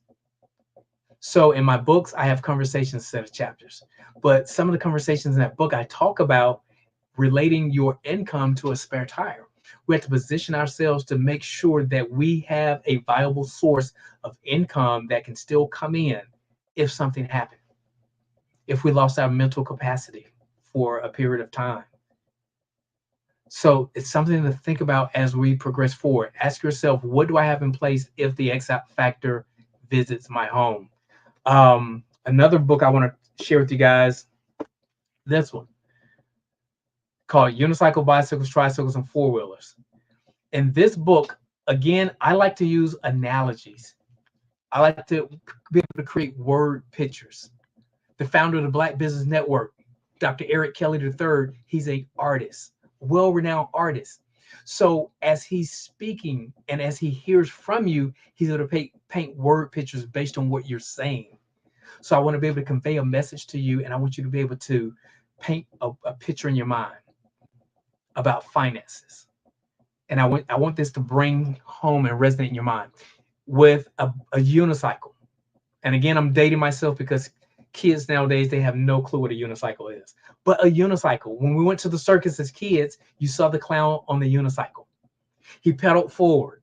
He pedaled backwards. He kind of turned to the side. It was a balancing act, but he maintained his balance. Picture that as your 9-to-5 income source.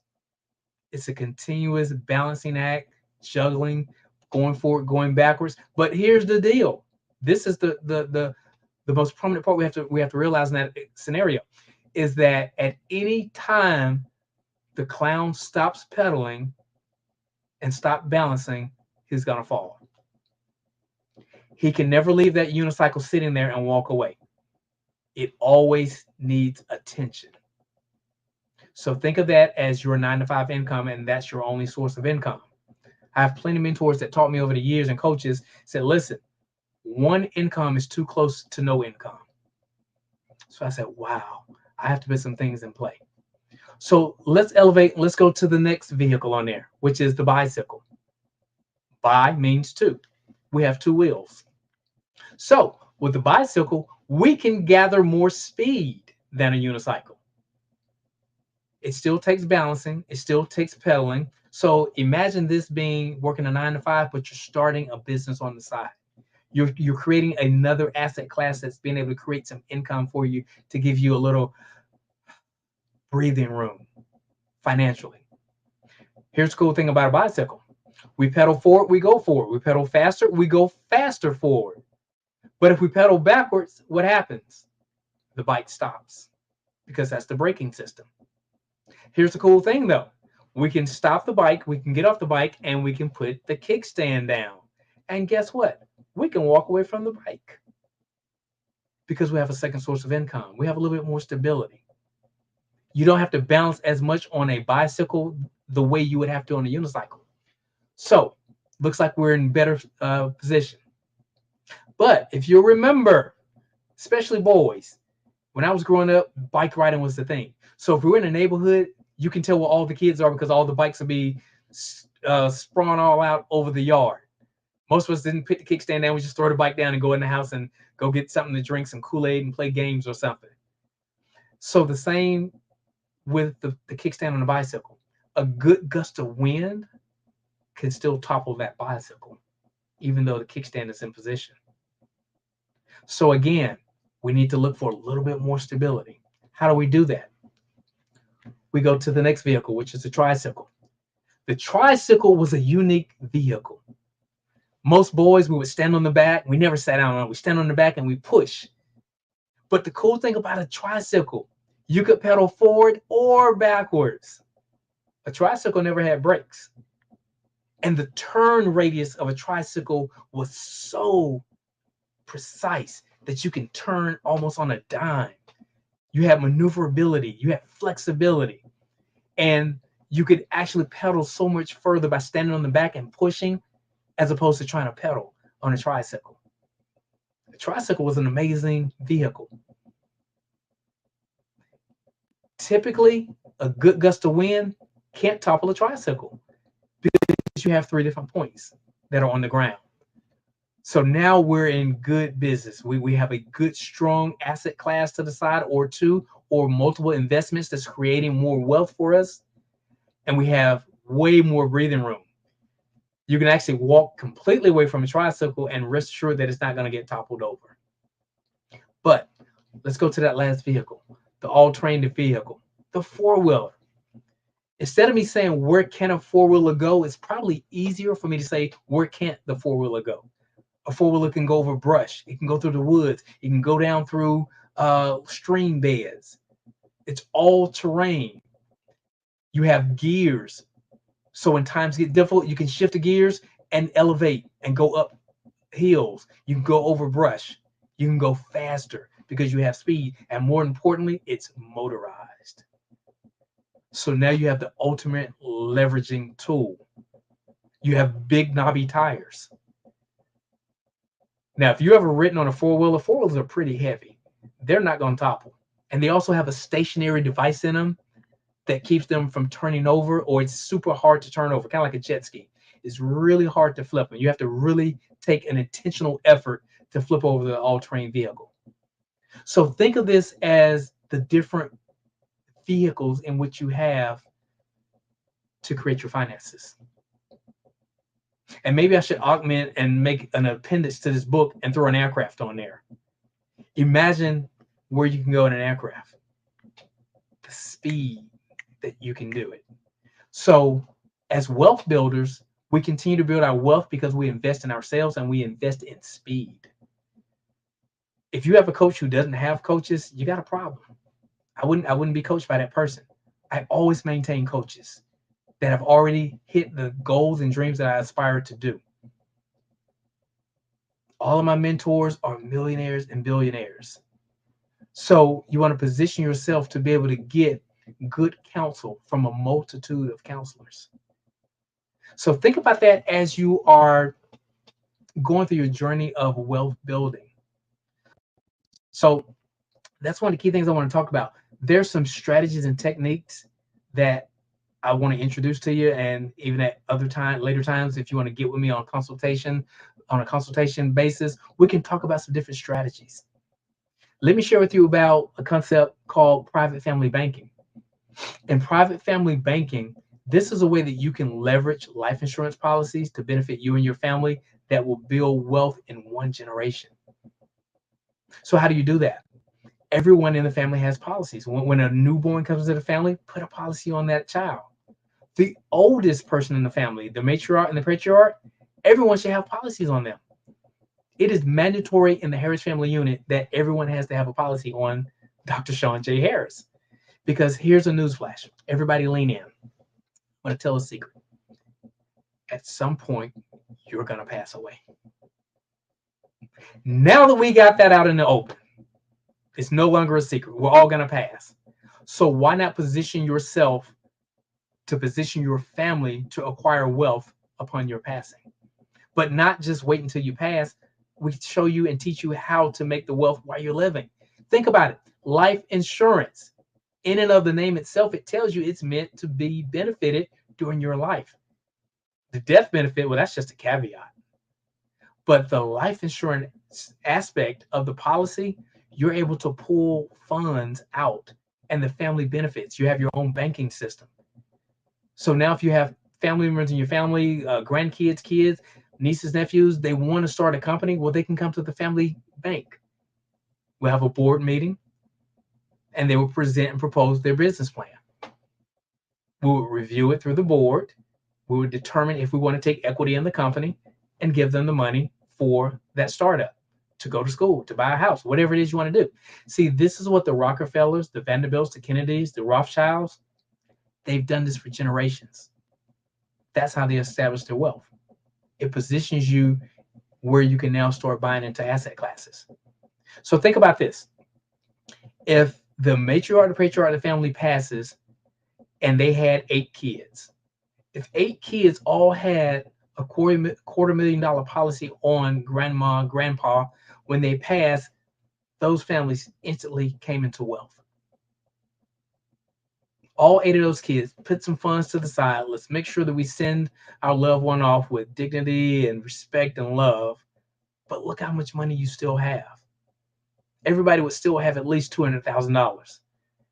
And now you can start feeding and financing those dreams and goals that you've always thought of having. But you have to position yourself. You have to be able to have tools in place to do that. That's private family banking.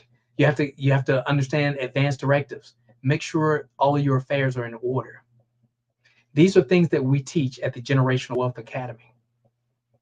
We talk about tax structures, leveraging taxes to make them operate to your benefit. You want to position yourself where you can start developing government contracts, establishing and setting your business in such a way that you become multiply disadvantaged. If you're a Black female, you're a veteran, you're a war veteran, you're a disabled war veteran, guess what? You get top preference on government contracts ahead of everybody because you were considered a disadvantaged business, but you have to know how to certify your business. So as we're coming to a close here, and it's just so much I want to share with you guys, but I want to just kind of touch on a few things and start getting the mindset right. Make the mindset, make the soil of your mind pliable so that we can then sow seed into fertile soil. You can start really turning the curve, getting ahead of the learning curve when it comes to creating wealth for your family, for your legacies. So listen, my wife and I at the Generational Wealth Academy, we open up opportunities to be able to coach with a select few people. What are we looking for? We're looking for those individuals, those families who are serious about creating generational wealth, who are serious about investing in themselves to either build a business, grow a business, or scale an existing company.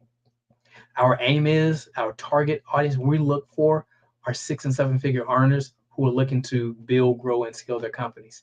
We're looking for people who are wanting to implement the tools and the blueprints that can create generational wealth to come throughout subsequent generations in their family.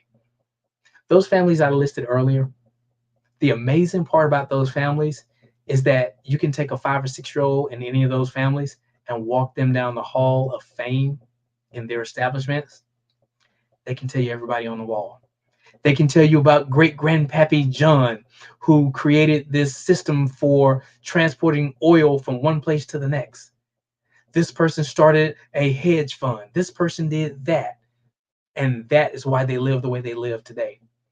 But unfortunately, many times in our communities, we may not even know our grandparents. We may not even know our great-grandparents. Why? Simply because they haven't done anything impactful for us to remember them by. Positioning our kids financially is definitely a major impact that they're going to remember you.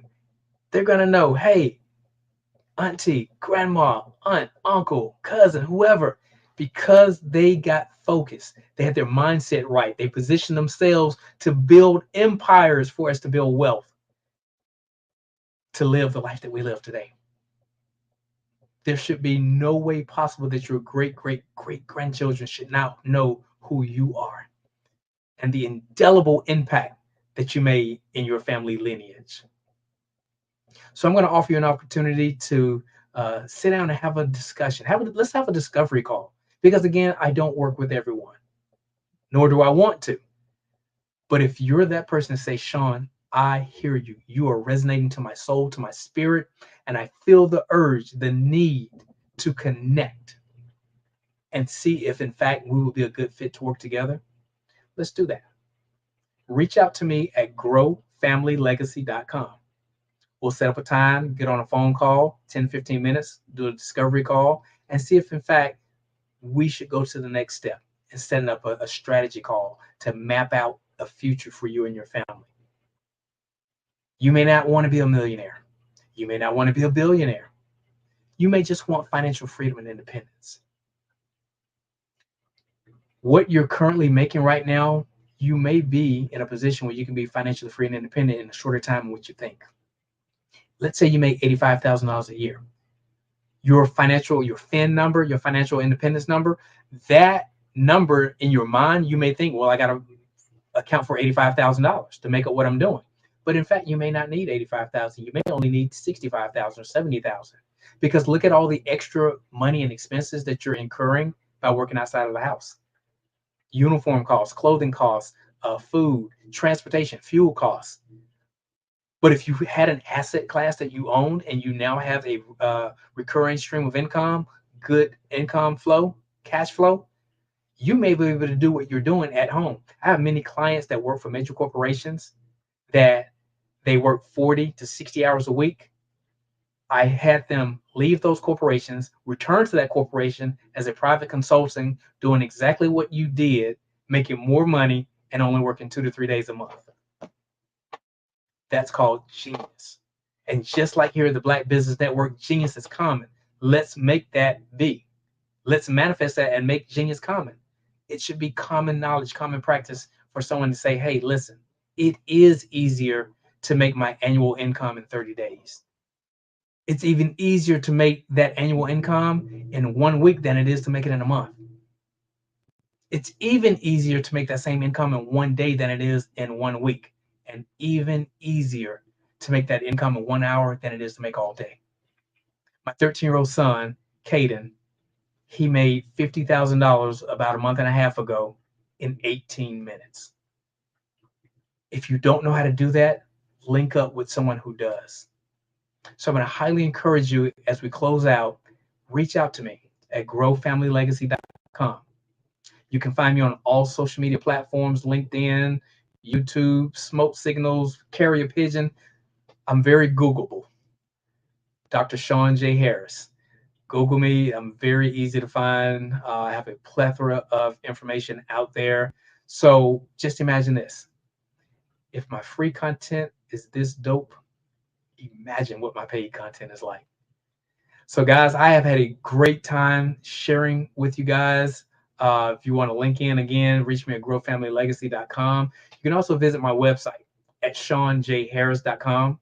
That's SEAN, the letter J, Harris.com. So closing out here, a word of encouragement is stay focused. Know your mind, and have clarity. Once you have clarity and you quiet all of the distractions, anything and everything that you want to accomplish can be yours. So I'm going to go ahead and ask that Ms. Batiste come back in as we close out here on the Black Business Network. But this is a platform that is designed and structured for you to have the necessary information, the necessary tools to move the needle, to move your business forward. See, tools just make a job easy. Think about it. As strong as I am, I still cannot go underneath my sink in my bathroom or kitchen and twist the pipe loose. I had a little clogged situation in my sink in the bathroom last night. I wasn't going to go through the hassle of taking the pipe loose and figuring out what's what. I just ran some baking soda and vinegar and cleared it up. And again, that was a tool. Tools just make a job easy. So instead of me trying to break the pipe loose, if I did need to take the pipe loose, I would just simply use a pipe wrench. It makes the job easy. A tool such as a Ginsu knife. A Ginsu knife in the hands of a 2-year-old infant can be catastrophic. It'll be disastrous. But that same knife in the hand of a sous chef can create masterpieces. So it's all about having the proper tool and having knowledge on how to use that tool. So again, I implore you, dive deep, do a deep dive into the Black Business Network. There's a plethora of speakers, thought leaders, successful entrepreneurs that can help you move the needle. So again, I've had a great time sharing with you guys. I am Dr. Sean J. Harris of the Generational Wealth Academy. You can reach me again at growfamilylegacy.com or either seanjharris.com.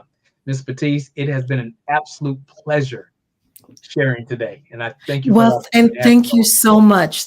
Thank you so much, Dr. Harris, and for sharing your expertise. Awesome information. Genius is coming, and I'll see you on the other side.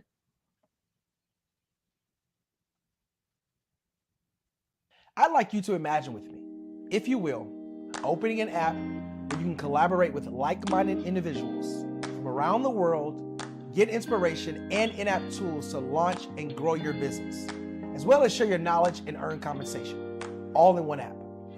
Well, the name of that app is Truso, short for Truly Social. Hi, I'm Matthew Newman, the founder and CEO of Truso. A new concept in social media, Truso is designed from the ground up to be a platform that's both social and empowering for all its users. How exactly do we do that? I'm glad you asked. First, Truso brings the world together via video. Psychologists assert that video provides a significantly more effective connection than audio only. When you enter a community on Truso, you're face to face.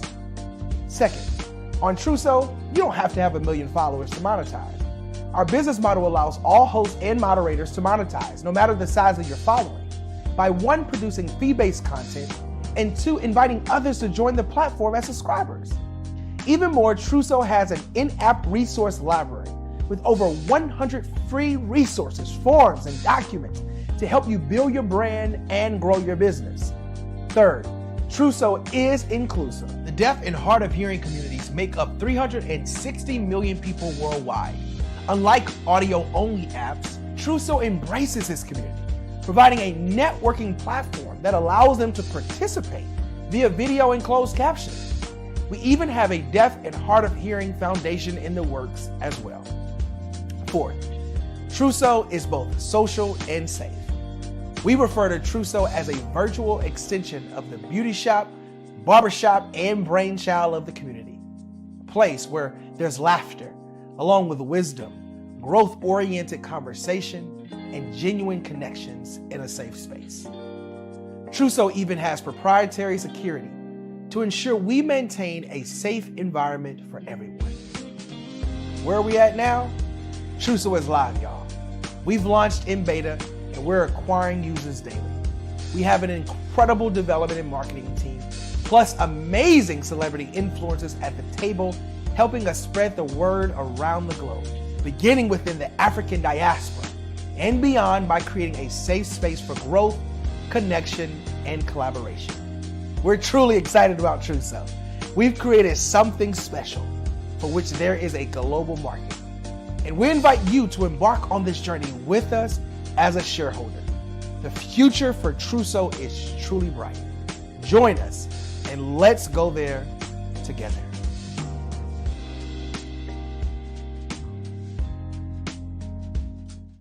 Say, hey guys, we're going.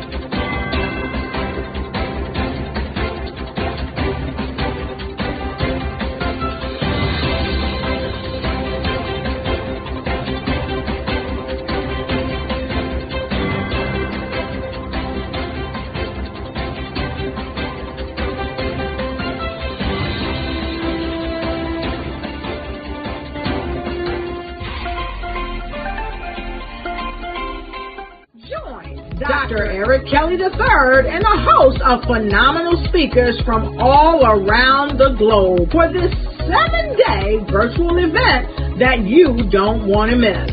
The mission of the Black Business Expo is to raise scholarship money from kids all the way from high school, all the way from college. The Black Business Olympics is one of the largest Black business showcases in the world. It is an opportunity for businesses and companies to showcase their businesses globally. We are going to be giving away laptops up to $5,000 away to students. Again, I'm Olivia Appleberry, the founder of 2 Cents Finance and one of the speakers for the expo. I am so excited to see you there. For more info, go to www.blackbusinessexpousa.com or call 919-308-9090 and hope to see you there. I am Black Business. From the moment I wake until the time I sleep. Yes, I am Black Business. I am Black Business. Tell me, are you Black Business? I am Black Business. Do you support Black businesses? Listen, I support Black business because I am Black Business. Black Business Expo, one of the largest business showcases in the history of Black business in the world. The world! Sign up today at www.blackbusinessexpousa.com or call 919-308-9090. I am Black Business. I am Black Business. From the moment I wake until the time I sleep, I am Black Business. I am Black Business. Are you Black Business? I am Black Business. Do you support Black businesses? I support Black business because I am Black Business. Black Business Expo, one of the largest business showcases in the history of Black America in North Carolina. Join Dr. Eric Kelly III and a host of phenomenal speakers from all around the globe for this 7-day virtual event that you don't want to miss. The mission of the Black Business Expo is to raise scholarship money from kids all the way from high school, all the way from college. The Black Business Olympics is one of the largest Black business showcases in the world. It is an opportunity for businesses and companies to showcase their businesses globally. We are going to be giving away laptops up to $5,000 away to students. Again, I'm Olivia Appleberry, the founder of 2 Cents Finance and one of the speakers for the expo. I am so excited to see you there. For more info, go to www.blackbusinessexpousa.com or call 919-308-9090 and hope to see you there. I am Black Business. From the moment I wake until the time I sleep. Yes, I am Black Business. I am Black Business. Tell me, are you Black Business? I am Black Business. Do you support Black businesses? Listen, I support Black business because I am Black Business. Black Business Expo, one of the largest business showcases in the history of Black business in the world.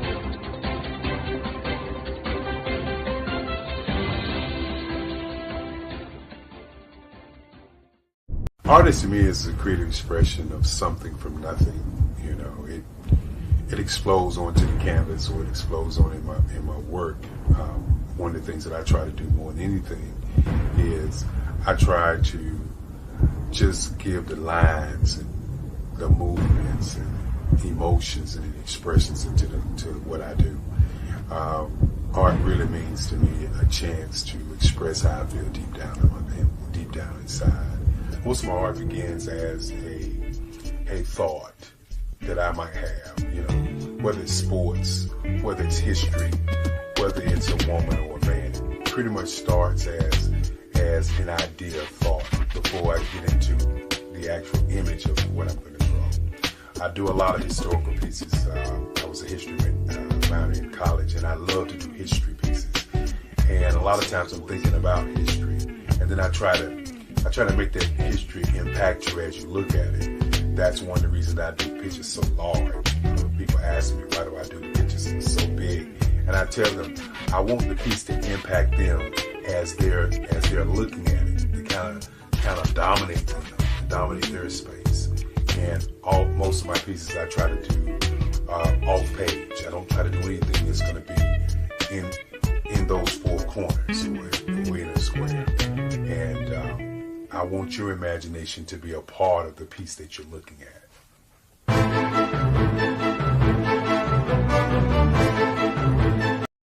I am from Washington, D.C., but I was raised in Durham, North Carolina. I came to Durham when I was about 5 or 6, and then I traveled back and forth to D.C. because it's where my people are from. One of the unique things about my family is my mother, she's also an artist. She does quilting, and she does a lot of artistic things. And then my son, he draws with both hands, his right hand and his left hand like I do. So that's kind of a family trait.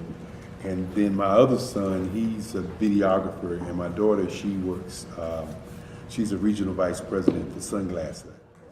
When you start out drawing and sketching, you want to continue to explore, you know, each avenue. I do pastels, I do pen and ink, I do painting, I do acrylics. I haven't done oils yet, but I try to do all facets of art. What I say to a lot of times to people is, you know, you can't put yourself in a box when you're an artist. You have to explore. And over the course of my life, I've tried to explore different mediums. I also do sculpture as well. I choose my subjects by the intensity that they have in their faces, or the intensity that somebody is moving, because I do more than portrait drawings. I also do I do abstract, and then I do figurative drawing also. Well, what happened in this particular show is that I started out trying to come up with something that would be a little bit different than what everybody else is doing. So I was working on a Barack Obama show, and they wanted me to do some paintings of Barack. And so what I did was, because of the deadlines, I kind of did it kind of fast. And then I realized when I was doing it fast, I enjoyed it. And so then I started doing other pieces the same way, and I started to enjoy those pieces also.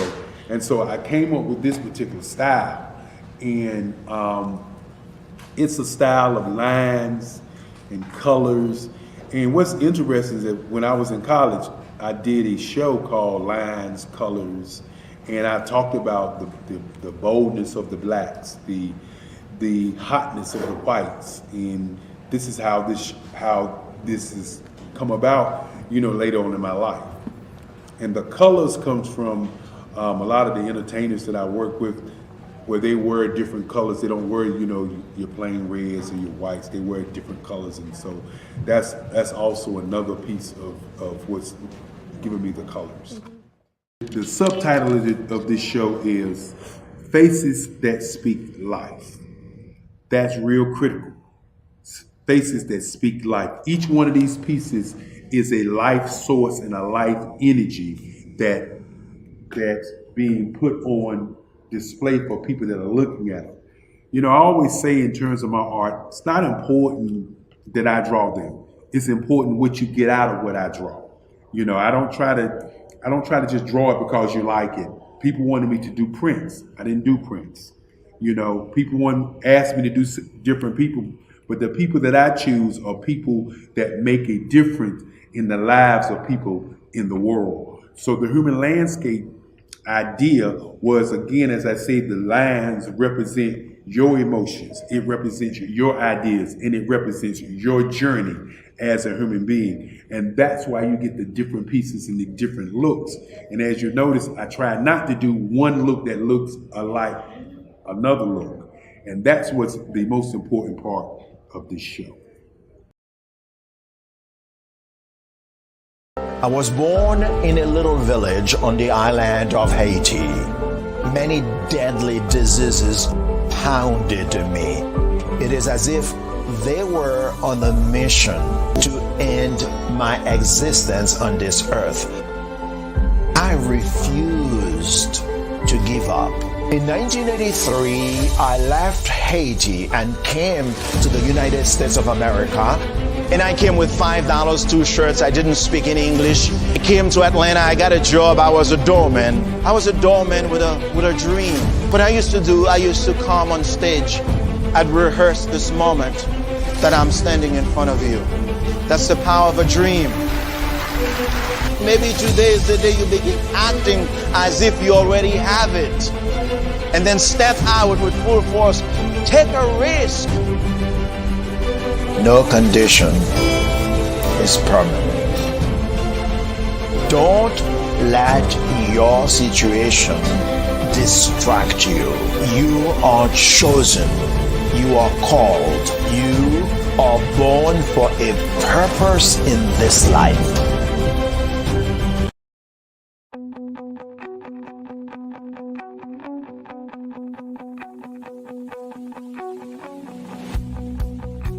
I am Black Business. From the moment I wake until the time I sleep. Yes, I am Black Business. I am Black Business.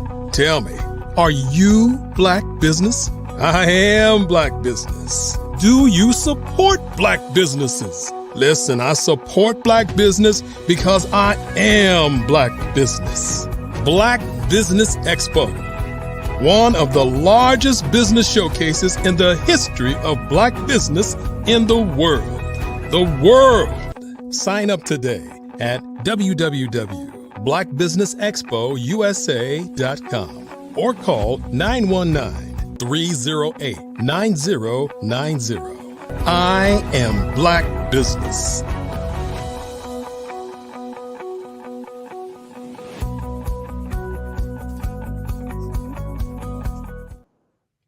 Good morning, business owners, entrepreneurs, thought leaders, and corporations. Welcome to the Black Business Network. My name is Angela Baptiste, and I'm your business moderator for this morning. I look forward to sharing with you a wonderful speaker. The Black Business Network is a 24-hour business network showcasing Black businesses, business owners, entrepreneurs, and thought leaders worldwide. We have speakers from North Carolina, London, Singapore, Africa, Japan, and cities all over the United States. The Black Business Network is a global community sharing its business knowledge to empower, to inspire, and to educate businesses about business. Our keynote speaker today is Dr. Sandra Wall Williams. She's a speaker, a trainer, a mentor, and a coach. She supports women leaders with personal leadership and career development. She has an extensive experience in technology leadership, having served 16 years as the Senior Vice President and Chief of Technology for the North Carolina Community College System. She is currently CEO of WMS Leadership Solution. I present to you Dr. Sandra Wall Williams. Good morning. Good morning, Dr. Williams. How are you? I'm doing great, Ms. Baptiste. How are you? Doing well. Well, welcome. And we look forward to hearing you share with us. And as always, genius is common. And I'll see you on the other side. Yes, ma'am. Genius is common. So again, thank you all so much for the opportunity to be here today. I'm looking forward to sharing with you. Thank you, Ms. Baptiste, for the introduction. Dr. Kelly, thank you again for the opportunity to be here. And as Ms. Baptiste read in my bio, I am a CEO. I also am a consultant, and I do a lot of work with women in leadership. So most of my teaching and focus is around women in leadership. I'm excited to be here today because we are going to be talking about 3 success strategies for women in leadership. So now, if you don't already have your pen and paper or something to take notes on, let me go ahead and tell you, go ahead and get that. Okay, go ahead and get that. While you get that, I have a little cold or something going on here, so I'm going to be sipping some water as we go through the presentation to make sure my throat stays hydrated as we go through the presentation. But we're going to be talking about success strategies. So let me give you a little bit of a background of why I believe this is so important, especially for women in leadership. You know, there are so many statistics. I can't go through all of them here, but there are so many statistics that look at women in leadership and what helps them to be successful. You know, having served 16 years as the Senior Vice President and Chief Technology Officer for the 3rd largest community college system in the world, I learned not only a lot about technology, and I grew that in terms of technology, but also I learned a lot about leadership. And it's specifically about being a woman in leadership, and even more specifically about being a Black woman in leadership. And so from all of my experiences and all of the wisdom and learning that I've done over those years, I put together several presentations to help women. And so we're going to bring one of those here to you today. Now, I said I speak mostly to women, but I know there's some great men out there too. So what I'm giving you, you'll be able to use as well. Now, hopefully you've had the opportunity to get your pen, your paper, whatever you're going to write with, your laptop, whatever you're going to be using, so that you can take notes on what I'm giving you today. Now, one of the things that I do a lot of, and I have mentorship programs, and women are in my mentorship programs, and we have conversations. We have conversations around different things. So what I'm going to do with you today, we're going to have about a 20-25 minute mentorship session with you. And we are going to discuss those strategies of personal development that will make you successful. Now, there are things that you could do on the job to make you successful, but you know what? All of you work different places. So I wouldn't be able to give you specifics about your particular job. But there are some things that you can do, personal development that will impact your professional development. Okay, make sure you got that. Personal development strategies that will that will impact your professional development. All right, so that's what I want to mentor you on today. Now, my mentorship process, and I believe everything's have a process. That's the technology in me, right? So my mentorship process is called LEAP, LEAP. And LEAP is an acronym for Launch Exceptionally into Your Accurate Position. Launch exceptionally into your accurate position. It's called the LEAP process of success. Okay, the LEAP process of success. Now, the LEAP process of success has 8 components, and under those 8 components, there are strategies and principles that lead to strategies, right? Under each one of those. Now, I'm going to go over with you today 3 strategies for success. All right. And again, this is for men, for women, and for men. So hopefully you're going to take notes and get this. Now, here's what I always do when it comes to working with mentorship and working with women in mentorship, right? So I always ask you to get a situation in mind. Okay. Get a situation in mind so that as we discuss what I'm getting ready to share with you, you'll be able to apply what I'm getting ready to share to your particular situation. Okay. You want to be able to do that. You just don't want to go into a session and just start hearing stuff. You want to apply it to what you are experiencing right now. Okay. So hopefully you've got a situation, and I'm going to be mentoring you, and I want you to take what I give you and apply it to that particular situation. Okay, we're ready? Great. Okay, so now remember what I'm giving you here. These are just 3 strategies from my system, the LEAP process of success. It's 3 strategies. I mean, there are tons of them under the 8 components of the process, but I'm just sharing with you 3. Okay, now here's the first one. Before you can be successful at anything, there is one thing that you have to know. Okay, one thing that you have to know. I'm going to give you like 10 seconds to think about what do you think that one thing is. Before you can be successful, there is one thing that you have to know.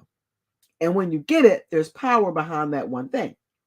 All right, I'll give you about 10 seconds. Think about it.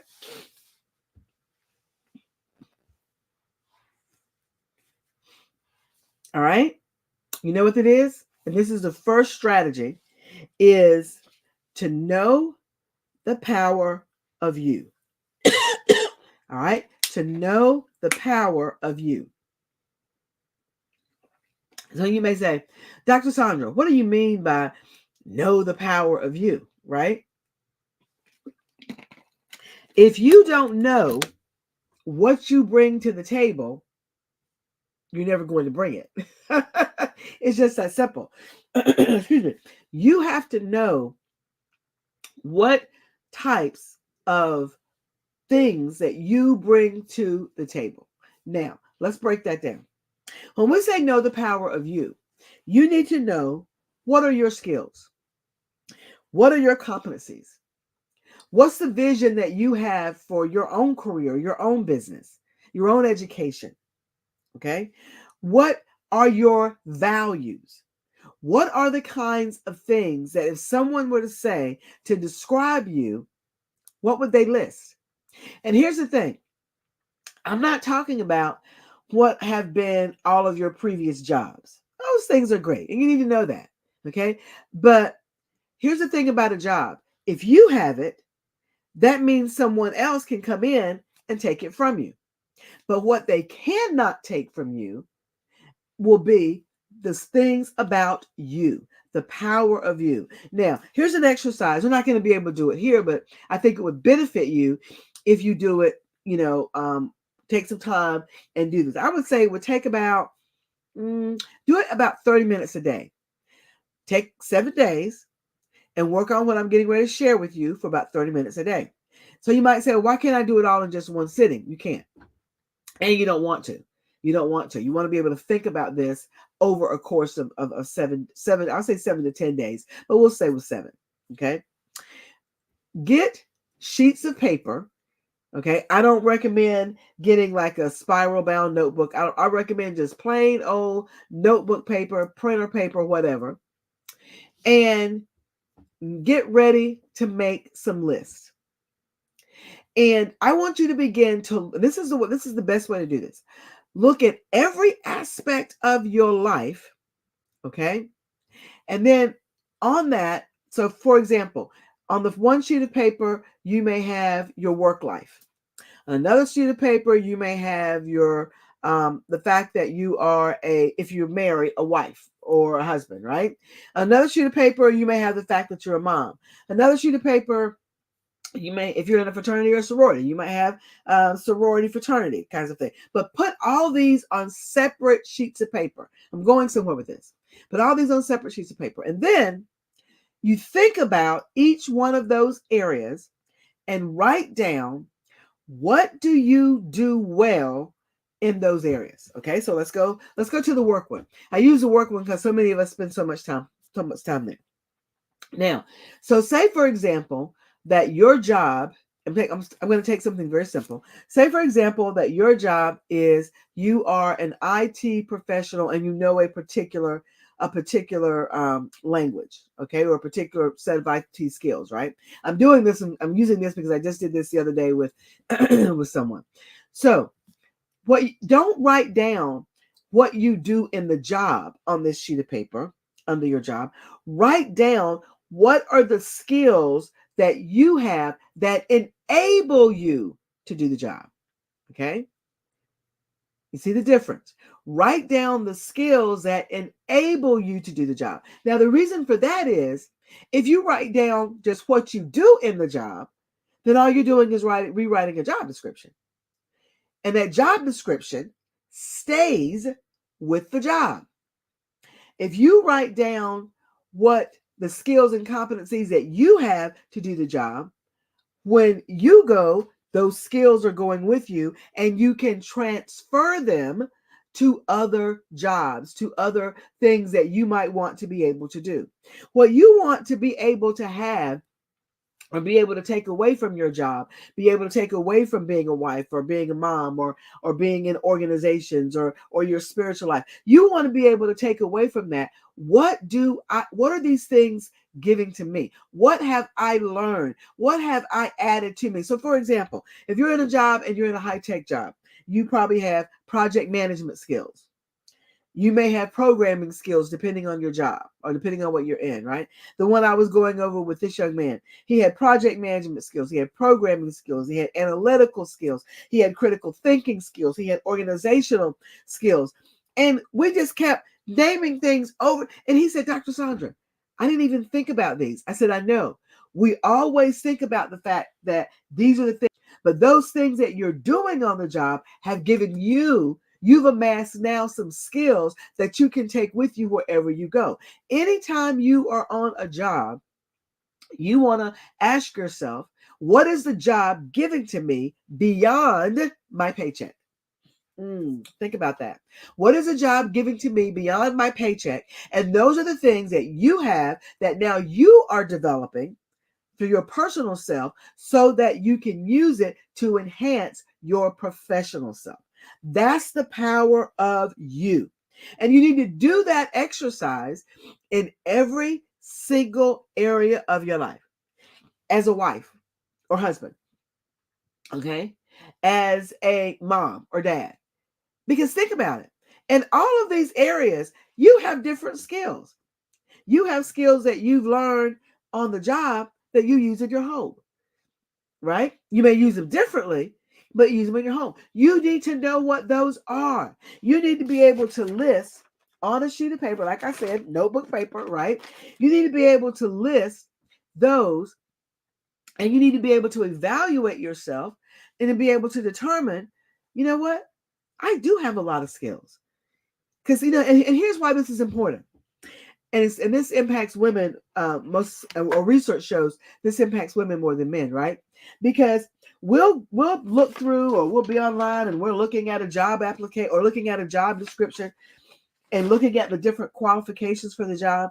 And the first thing you'll see is, oh my goodness, I don't have what it takes to do that job. But you know what? More than likely, you do if you look at all the skills you've had from one job, all the skills you may have had from an organization, right? You may say it may have leadership skills. And you may say, well, I don't really have any leadership skills because I didn't have a leadership position at my last job. But you know what?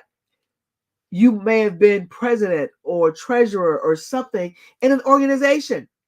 That's leadership skills. You need to be able to talk about the totality of you. That's the power of you.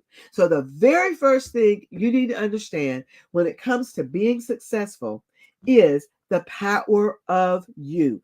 What do you bring when you show up at a table? What do you bring? What skills, competencies, knowledge, wisdom, vision, all of these sorts of things, goals, values? What do you bring when you show up at a job? Like, for example, if you're in a job interview and someone asks you, why should I hire you? What would you add to this organization?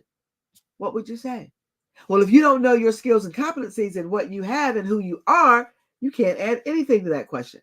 So that's why it's important. Now, the reason I say do it over 7 days as opposed to one sitting is because when you do it over a period of time, you will think about things as you think about this more and more, and you'll begin to add things that you didn't think about, right? Another way of doing it is as you are doing things, for example, like on your job, as you're doing a task on your job, right? Then just jot down, oh, in order to get that task done, I had to be able to know A, B, and C. Okay? Add that to your list of you, the power of you. And I call this, and this doesn't have to be something that's all glamorous and that sort of thing. Get you a 3-ring binder, put all this in a 3-ring binder and call it the power of you or the power of me, and then put your name on it.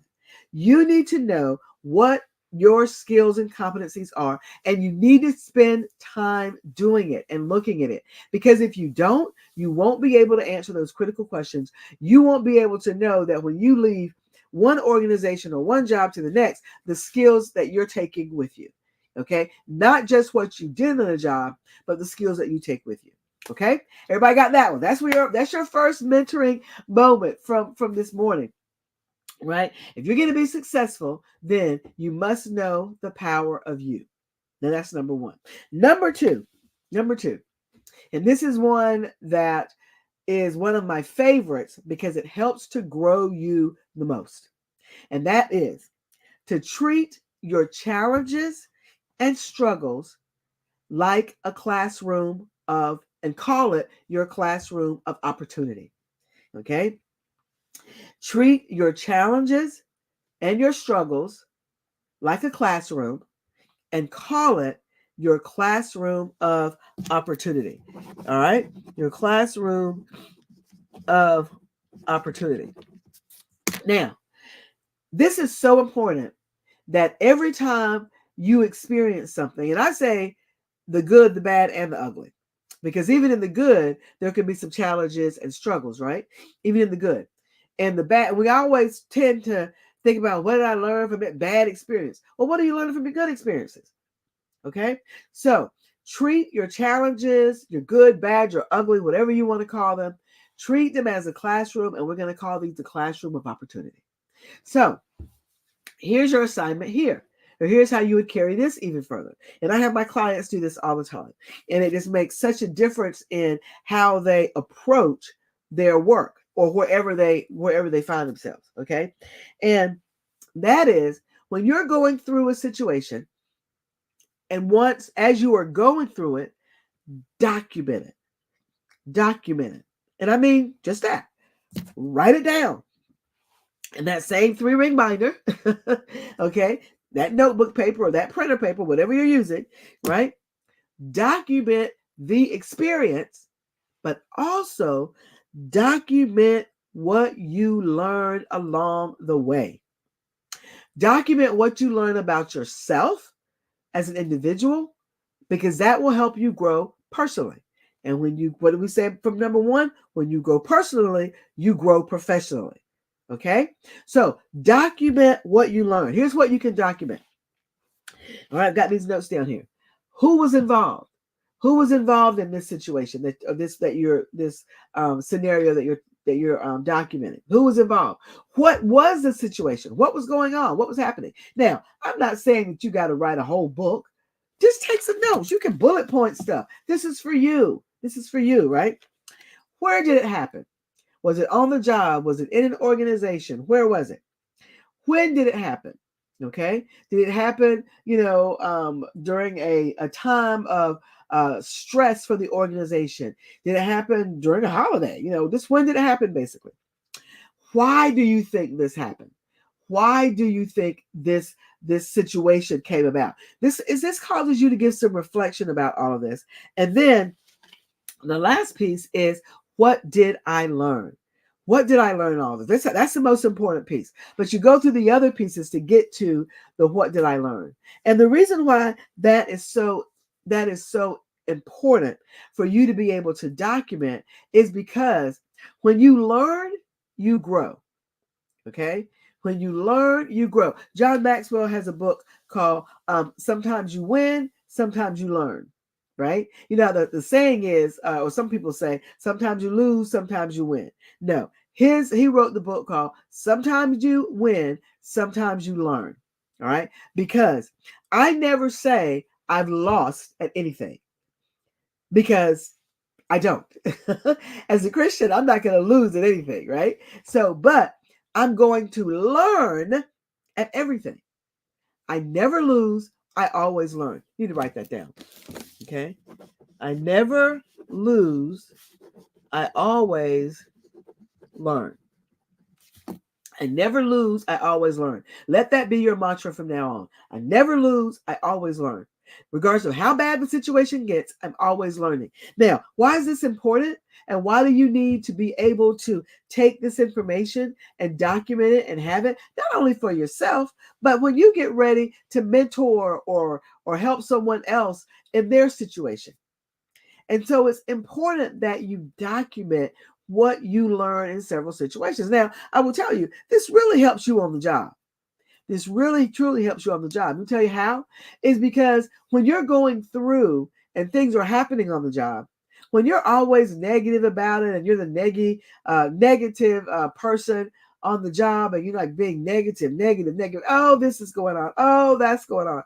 Oh, why won't they do this? Oh, I'm not being treated fairly. Da, da, da. All these kinds of things. Okay. And you go to a manager with that, or you go to a leader with that, it goes in one ear and out the other. I'm telling you, I know, been there, done it, still do it, still listen to that kind of stuff, right? But when you go with, here's the situation, here's what's going on, here's what I've learned, and because I've learned that, now I can give you some possible solutions to this problem. Think about it. I never lose, I always learn. And when I learn, learning yields solutions. All right, write that down. Learning yields solutions. So when you go and you talk to someone on your job, or if you're having a personal conversation inside your home, or you're at church, or you're in an organization, or in your own company, in your own business, right? You have those kind of conversations going on. You want to be able to go from the situation to what you learned to the solution. Write it down. Situation, what I learned, solution. So that's why the number 2 area of strategy for success for you is have your challenges, your struggles, your oppositions, whatever you want to call them, make those your classroom. And that is called your classroom of opportunity. Your classroom of opportunity. Okay? That's number 2. So number 1 was what? Know the product of you. Number 2 in our mentoring session today is to take your challenges, your opportunities, your obstacles, whatever you want to call them, make those a classroom and call it your classroom of opportunity. Okay? Now, last one, number 3. Number 3, you want to be able to create your personal board of directors. Okay? Your personal board of directors. Now, I sit on several boards, both paid and unpaid.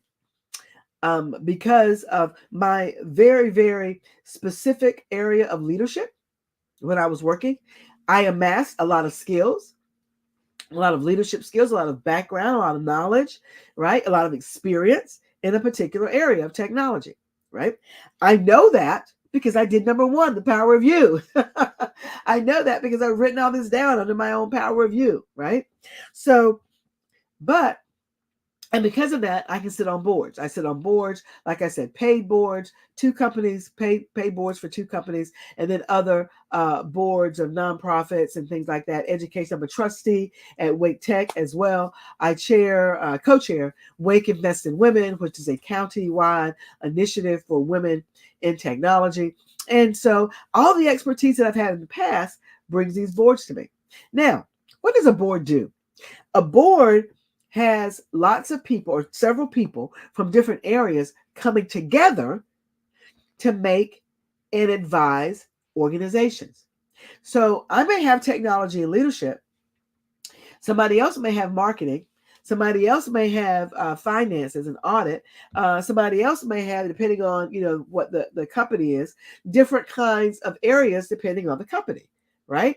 So now all of us bring our expertise together and we advise the company. Here's the thing. You need that same type of expertise and that same type of board advising you. Let that sink in for a minute. Let that sink in for a minute. And why this is so important. You need your own personal board of directors. And the people on your personal board of directors. Now, I'm not saying you bring these people together and you meet with them as a board. That's not what I'm saying. What I'm saying, though, is that the areas where you need help and support and expertise, you need to have someone on your board of directors that brings that to you, that gives that to you. Let me give you an example. So I know that I'm on several people's personal board of directors, right? I know that. They haven't told me, I just know because I mentor them, right? And so because of that, I'm on there because of my leadership, because of my wisdom, both spiritual and professional, right? And so first of all, you've got to determine where is it that you need support? Where is it that you need support? And then go and you get people who have that body of knowledge and experience to be on your personal board of directors. Now, here's the thing. With your personal board of directors, when you go to them and when you talk to them about a particular issue that you may be struggling with, right? You want to go and you want it to be very fruitful. I do a course. As a matter of fact, I'm doing an event for the chamber here in Raleigh in February about how to do that. How to have a conversation with your mentor and to get the max out of that. Okay. So, and here's another thing. Why do I advocate for a personal board of directors? It's because not one person can be everything to you. One person cannot be everything to you. You need people with various backgrounds, bring various information to the table that can support you in various ways. Now, I was just at an event and the presenter talked about people that you need to have in your life. And I thought, you know what? These are some of the kinds of people that you need on your personal board of directors, right? So let me give those to you. They had, they called it a connector. And this is a person that helps connect you with others that can help you move forward. They had an informer. This is the person that is the person who has the industry knowledge. So if you're a business owner and you want somebody to help you with business, then you want somebody on your personal board of directors that knows business, right? They had the influencer. This is a person that when they talk about you, they can influence others. They had a sponsor. These are people that can help you advance in your career or your business. That sponsor is that person that talks about you when you're not in the room. Then they had the cheerleader. This person sings your praises all the time. They sing your praises all the time. They had the critic. I really like this one because the critic is a person that holds you to a higher standard. This person holds you to a higher standard and not criticizes you, okay, but helps you to grow and showing you how you can do things better. They had what they call, I like this one too, the captain. The captain is that person that has already been down the road where you want to go and can show you the path and tell you the good, the bad, and the ugly that you're going to experience going down that path. And then this one is also very interesting. The next generation. This is someone that's younger than you, and this is talking about an age, right? That's younger than you that wants to follow the same path as you, but they're younger than you because they have a different perspective and different mindset going in. So your personal board of directors, and these are just examples of people that can make up your personal board of directors. Okay. So your personal board of directors are those people that help you to be complete. They help you to be able to move forward. And you can have these people, you can have others. You know, I have also on my personal board of directors, my prayer partner. I have a ministry mentor because I'm a minister. So I have a ministry person on my personal board of directors. Okay. I have a prayer partner, an intercessor, but that's me. Who do you need? Who those? I gave you some examples, and then I have some things that I have that others may not have. Your personal board of directors is just that, personal. It's your personal board of directors. But just like in number one, where we talked about the power of you, your personal board of directors not only helps you personally, but can help you in your career, in your business, and whatever your next is. Okay. Now, these three things are so very important. They're very important because if you're going to be successful, then you have to know the power of you. You have to know everything about you and everything you bring to the table. You have to treat your successes, your challenges, your struggles, everything that you've experienced. You've got to treat those like a classroom. And then we want to call it the classroom of opportunity and understand what you learn from those. And remember, I asked you to write down, I never lose, I always learn, because I go from the learning experience to the solution. Okay. And then the last one, number 3, is to always have your personal board of directors. Always have your personal board of directors. I gave you examples. Put that together and do it over time. Don't try to go out and create this tomorrow. Do it over time.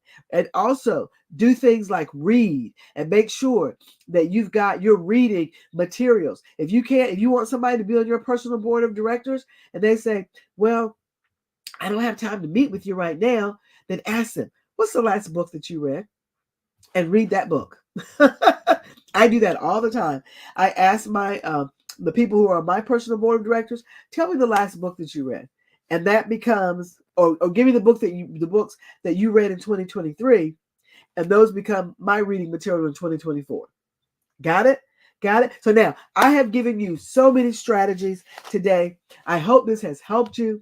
I would love to continue to connect with you. You can connect with me on LinkedIn. It's there under my name, Dr. Sandra Wall-Williams, and I'd love to connect with you and just stay connected so that you can continue to be successful down this road of being Genius is Common. Thank you so much, Dr. Williams. It was such a pleasure to listen in on your conversation and what you were sharing with us, that powerful expertise that you have had so much experience in. Thank so you. I would like for you to leave your contact information again, so that if anyone is interested in reaching out to you, that they will be able to do so. Okay. Yes, ma'am. So you can contact me via LinkedIn. Okay. And it's just under my name, Dr. Sandra Wall-Williams, or my website is being revamped, but when it does, it's going to be drsandraspeaks.com. drsandraspeaks.com. Okay, thank you so much. Thank Now you. you have a great rest of your afternoon, and we'll talk to you soon. It's still morning. Your great rest of your morning. You too. You too. And remember, genius is common, and I'll see you on the other side. Bye-bye. The Black Business Expo's mission is to raise funds for high school seniors going to college or K-12 or through K through 12. This expo is a fundraiser for students. You may go to www.blackbusinessexpousa.com to donate to the scholarship fund. Or you could use Cash App, and the tag, the sign is the $ BBX USA. Our goal is to give laptops and up to $5,000 to 10 students. Students can register online at www.blackbusinessexpousa.com. Remember, every dollar counts. We value every dollar. So we want to remind you to donate to the scholarship fund. In that, we want to thank our Black Business Expo USA sponsors for this month, January 2024. So North NC 100, Moody Capital Partners, Suede Soul, Lotus Ritchie Coaching and Training, The Hello LLC, Carolina, Virginia Minority Supplier, Development Council, Step Management, Barbara H. Smith LLC, Margie McLean Foundation LLC, Genius is Common, 5-Star BDM Media, Earth Essentials, Mullane Shawnee Global, Executive Women's Success Institute, The Quality Coaching Company, Superwoman Business Services, Creative Force Studios, Lee Entertainment, Artistic App Design, Black Business Expo USA. Thank you for your continued donations. And thank you so much. Always remember, genius is common, and I'll see you on the other side.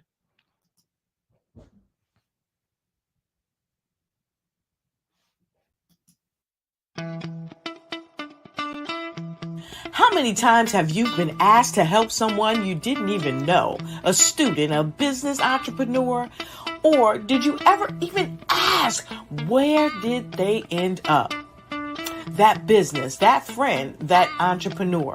Well, just maybe they ended up in a gang, bankrupt, homeless, or worse, dead. Maybe they turned to crime, drugs, and alcohol. Did you ever wonder? Did you destroy their dream, or was your life always so easy? At the Black Business Olympics, we started a movement to help students complete. Give them hope and foster success. Help them to leave their dreams of providing laptops, computers, and up to $5,000 in scholarship funds.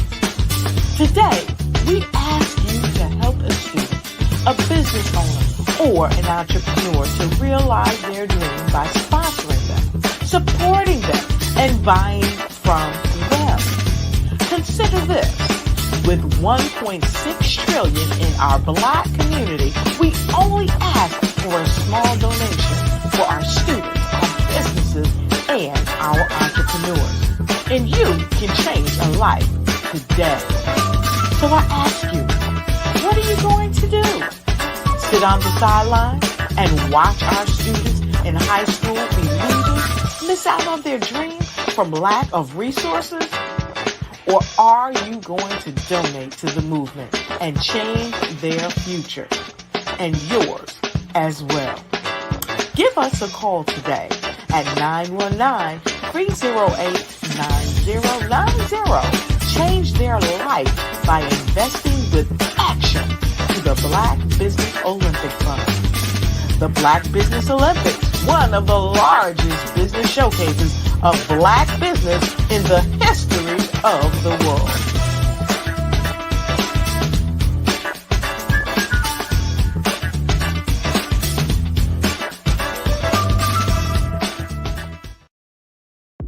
The Black Business Network and Black Business Olympics are essential platforms for Black business owners globally.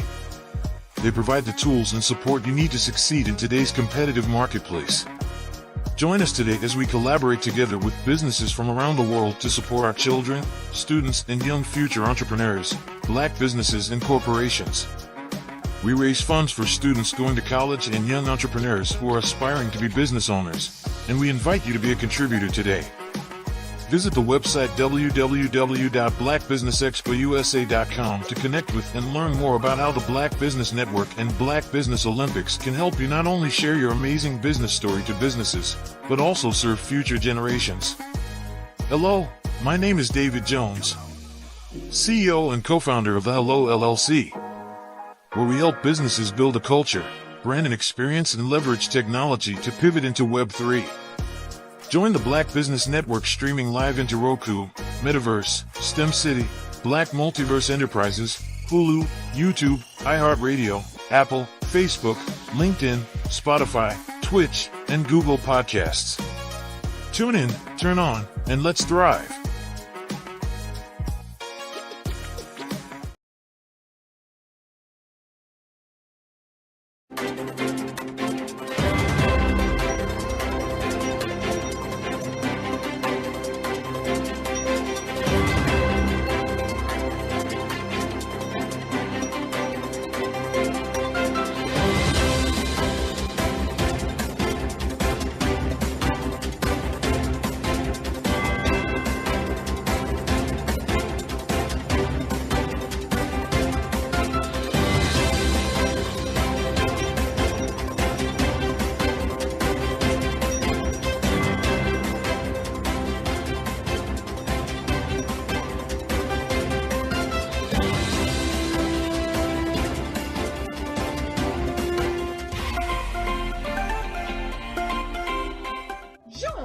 Dr. Eric Kelly III and a host of phenomenal speakers from all around the globe for this 7-day virtual event that you don't want to miss. The mission of the Black Business Expo is to raise scholarship money from kids all the way from high school, all the way from college. The Black Business Olympics is one of the largest Black business showcases in the world. It is an opportunity for businesses and companies to showcase their businesses globally. We are going to be giving away laptops up to $5,000 away to students. Again, I'm Olivia Appleberry, the founder of 2 Cents Finance and one of the speakers for the expo. I am so excited to see you there. For more info, go to www.blackbusinessexpousa.com or call 919-308-9090 and hope to see you there.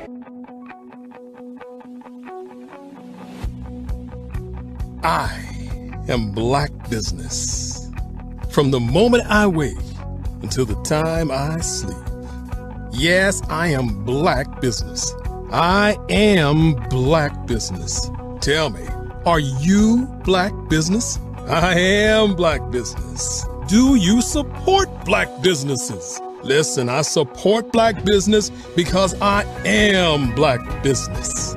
Black Business Expo, one of the largest business showcases in the history of Black business in the world. The world! Sign up today at www.blackbusinessexpousa.com or call 919-308-9090. I am Black Business. I am Black Business.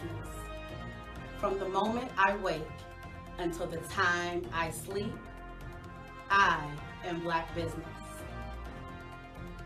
I am Black Business. Are you Black Business? I am Black Business. Do you support Black businesses? I support Black business because I am Black business. Black Business Expo, one of the largest business showcases in the history of Black America in North Carolina. Sign up today at www.blackbusinessexpousa.com or call 919-380-9090. I am Black Business. I am Black Business. From the moment I wake until the time I sleep, I am Black Business. I am Black Business. Are you Black business? I am Black business. Do you support Black businesses? I support Black business because I am Black business. Black Business Expo, one of the largest business showcases in the history of Black America in North Carolina. Sign up today at www.blackbusinessexpousa.com or call 919-380-9090.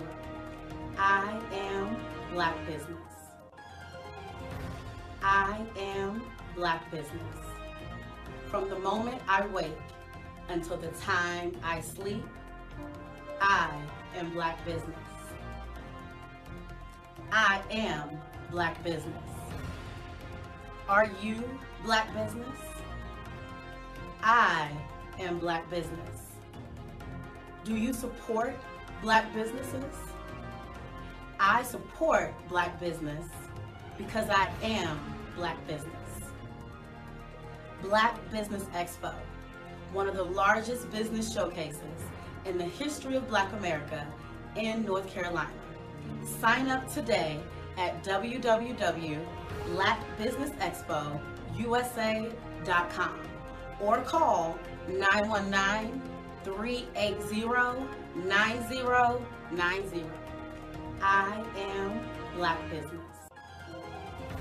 I am Black business.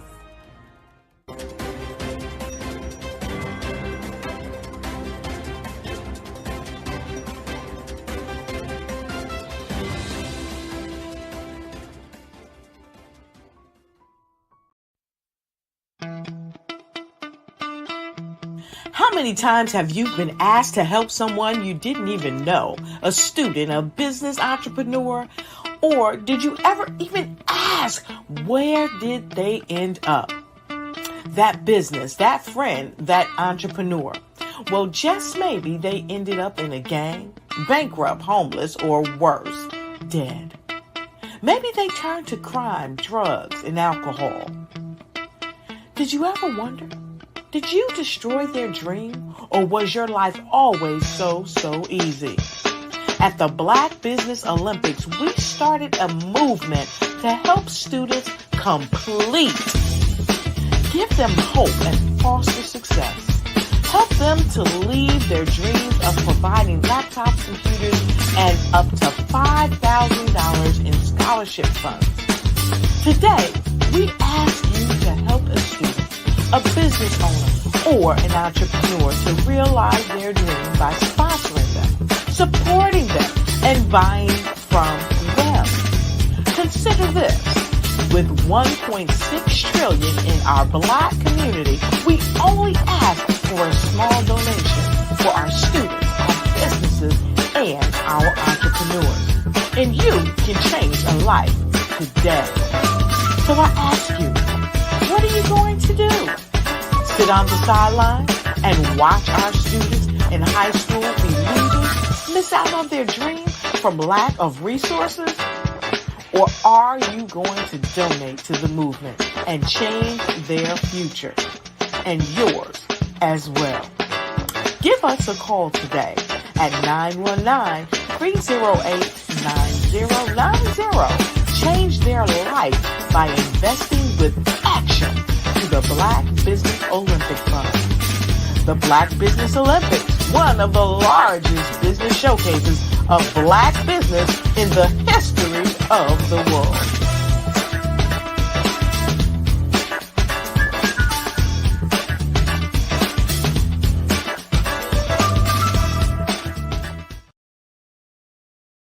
Hello, I am Dr. Eric Kelly III, the visionary strategist and founder of the Black Business Olympics. I invite you to showcase your Black-owned businesses on the Black Business Network global stage. The Black Business Olympics is a global Black Business Network platform that propels Black-owned businesses into the international spotlight.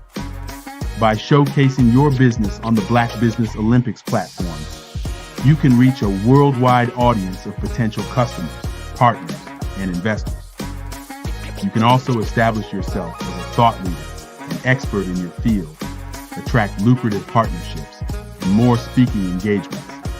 In addition, the Black Business Olympics platform provides a valuable opportunity to connect and collaborate with like-minded entrepreneurs and business professionals from around the world. This can lead to new business opportunities, ideas, and relationships. Finally, by sharing your story and expertise on the Black Business Olympics platform, you can inspire and empower others. This is a powerful way to make a positive impact on the world and leave a lasting legacy. If you are a Black-owned business owner, I encourage you to seize the opportunity to showcase your business on the Black Business Olympics platform. It is a once-in-a-lifetime opportunity to make an indelible mark on the world. Be one of the 1,000 visionary entrepreneurs who are changing students' lives, shaping industries, and leaving an unforgettable legacy for their families. Unleash your voice on our global stage and watch your business thrive. Black Business Olympics is one of the largest Black business showcases in the history of Black business in the world. Yes, the entire world. Just give me a call today at 919-308-9090.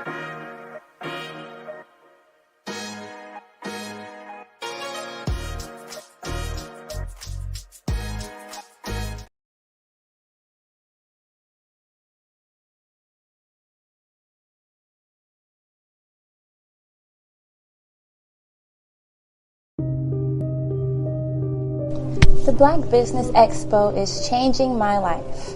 This year, they are giving away laptops and even $5,000 in cash to students just like me.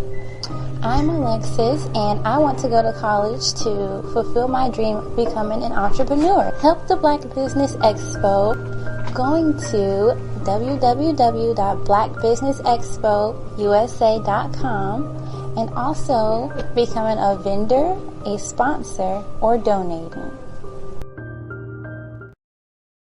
Having a brand that resonates with so many people across the world is truly a phenomenon. But being the face of that brand that empowers people is something that I don't take for granted.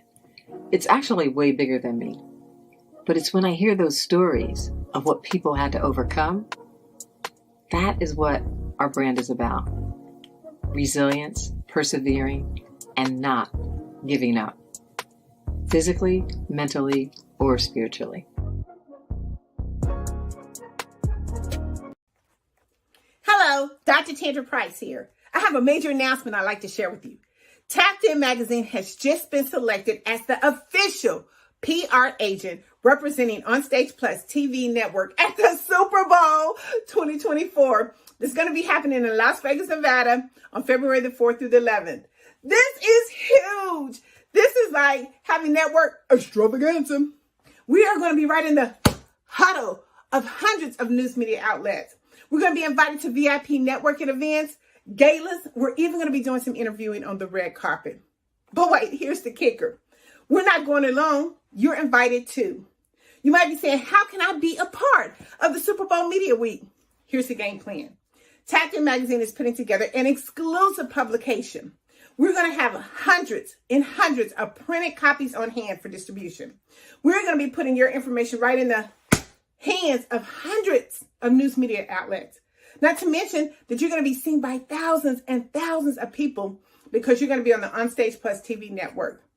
This is your opportunity to expand your audience, your network. It's your chance to get the ultimate experience. This is like having oh no, wait a minute. I think we just made a touchdown. Go to tappedinmagazine.org right now to secure your spot. We can only feature a limited number of people. This is your chance. 2024, let's score big. It's time to make new connections, elevate your business, expand your horizon with your business. It's time for, you know what, to catch the wave. The Super Bowl wave. You don't want to miss it. Join us at Super Bowl 2024 in Las Vegas, Nevada. We'll see you there.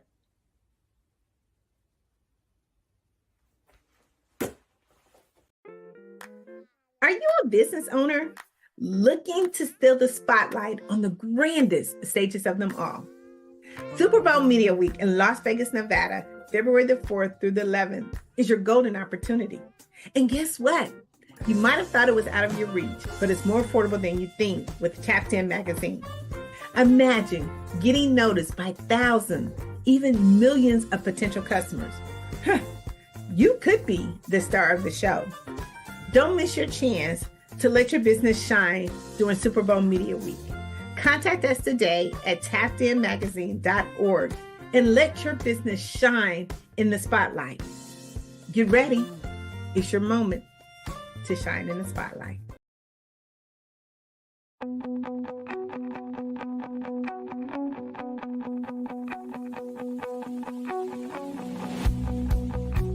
I am Black Business. From the moment I wake until the time I sleep. Yes, I am Black Business. I am Black Business.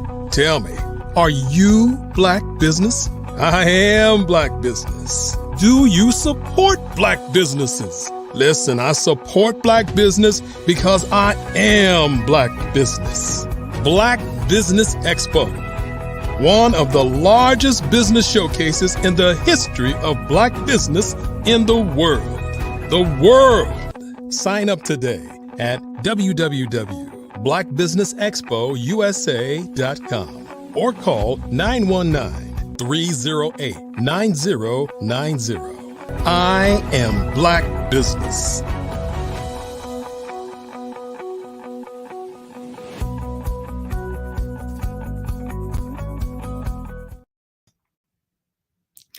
Good morning, business owners, entrepreneurs, thought leaders, and corporations.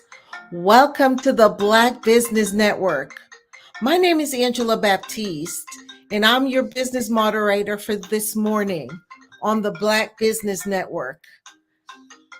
The Black Business Network is a 24-hour business network showcasing Black businesses, business owners, entrepreneurs, and thought leaders worldwide.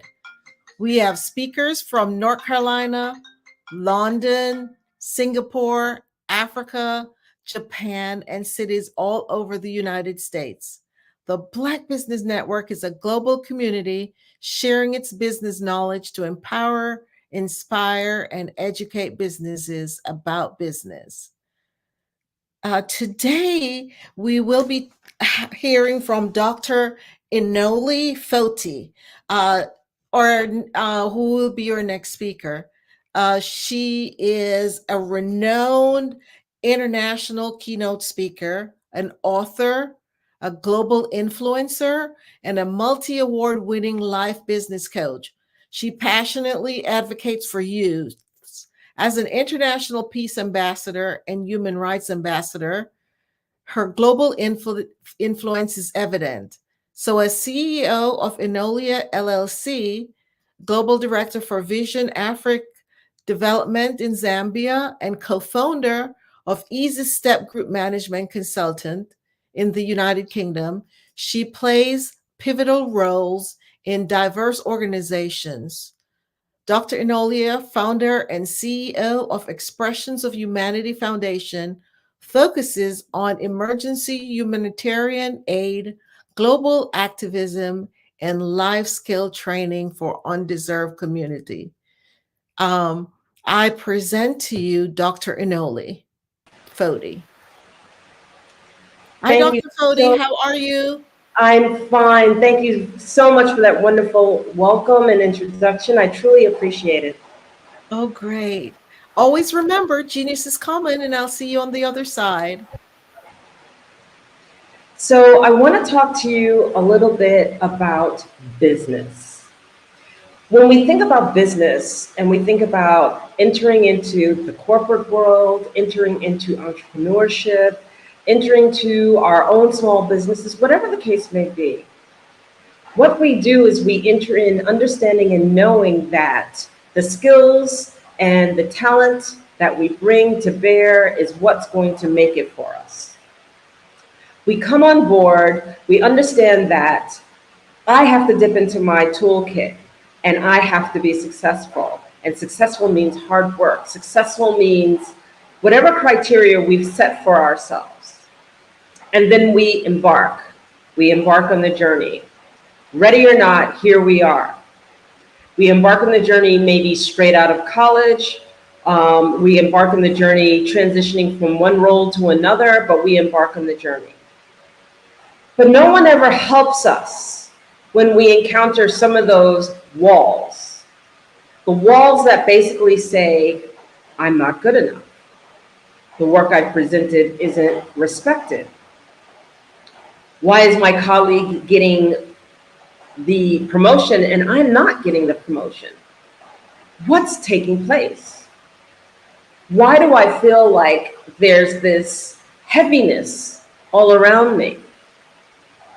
And so we try to navigate through the situation. Maybe we seek a little bit of advice here and there, and we're told this is how you just break through the problem, or you know what, you're a little bit too overwhelming for the people. Or, you know, oh, it's okay that they took your work. That's all right. You'll be seen in background. All these situations and all these circumstances are real life situations and real life circumstances. But how do we navigate through them? I've always had this saying, dream a beautiful dream or you will be dreamt, which is that if you don't hold a vision for yourself and achieve it and go for it and make life a walk to it, then you will end up being and trying to fulfill somebody else's vision of you. Here are the problems, but how do we resolve them? We also will get feedback like, hey, maybe you need to get out of your own way, that you are your own problem. Well, I bring to bear understanding all of these various situations and having navigated through it through life experience. As a corporate manager, director for 20 years for a Fortune 500 company, as a person who's been an entrepreneur for the past 12 years, as a person that has embraced fully a spiritual practice, I've worked through and created a mindset called Empower, Achieve, Succeed through Self-Mastery. Now, why would this be any different? And why would this change my life? How would this help me break through the barriers? Because no one actually tells you what the barriers are when they're giving you that quick advice to navigate a circumstance or get through a confrontation or pass through a situation. You may get through it. You may pass through it. You may break through the block or the barrier. But are you a little bit more insecure? Are you fully trusting yourself? Has self-doubt been introduced? Or has just plain old fear been introduced to say, okay, I got through this time, but how am I going to get through the next time? My program, Empower, Achieve, Succeed, has you take stock and step back. In order to navigate through situations, in order to understand what you bring to the table, the answer is not outside of yourself. The answer is inside of yourself. It's self-reflection. It's a knowing.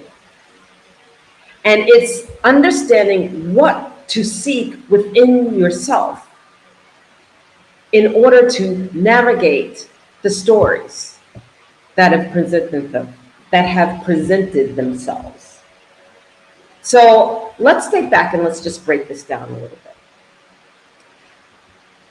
If you are making decisions that impact your life constantly, and you have to do it quick and you have to do it fast, the first question that I would ask you is, are you present?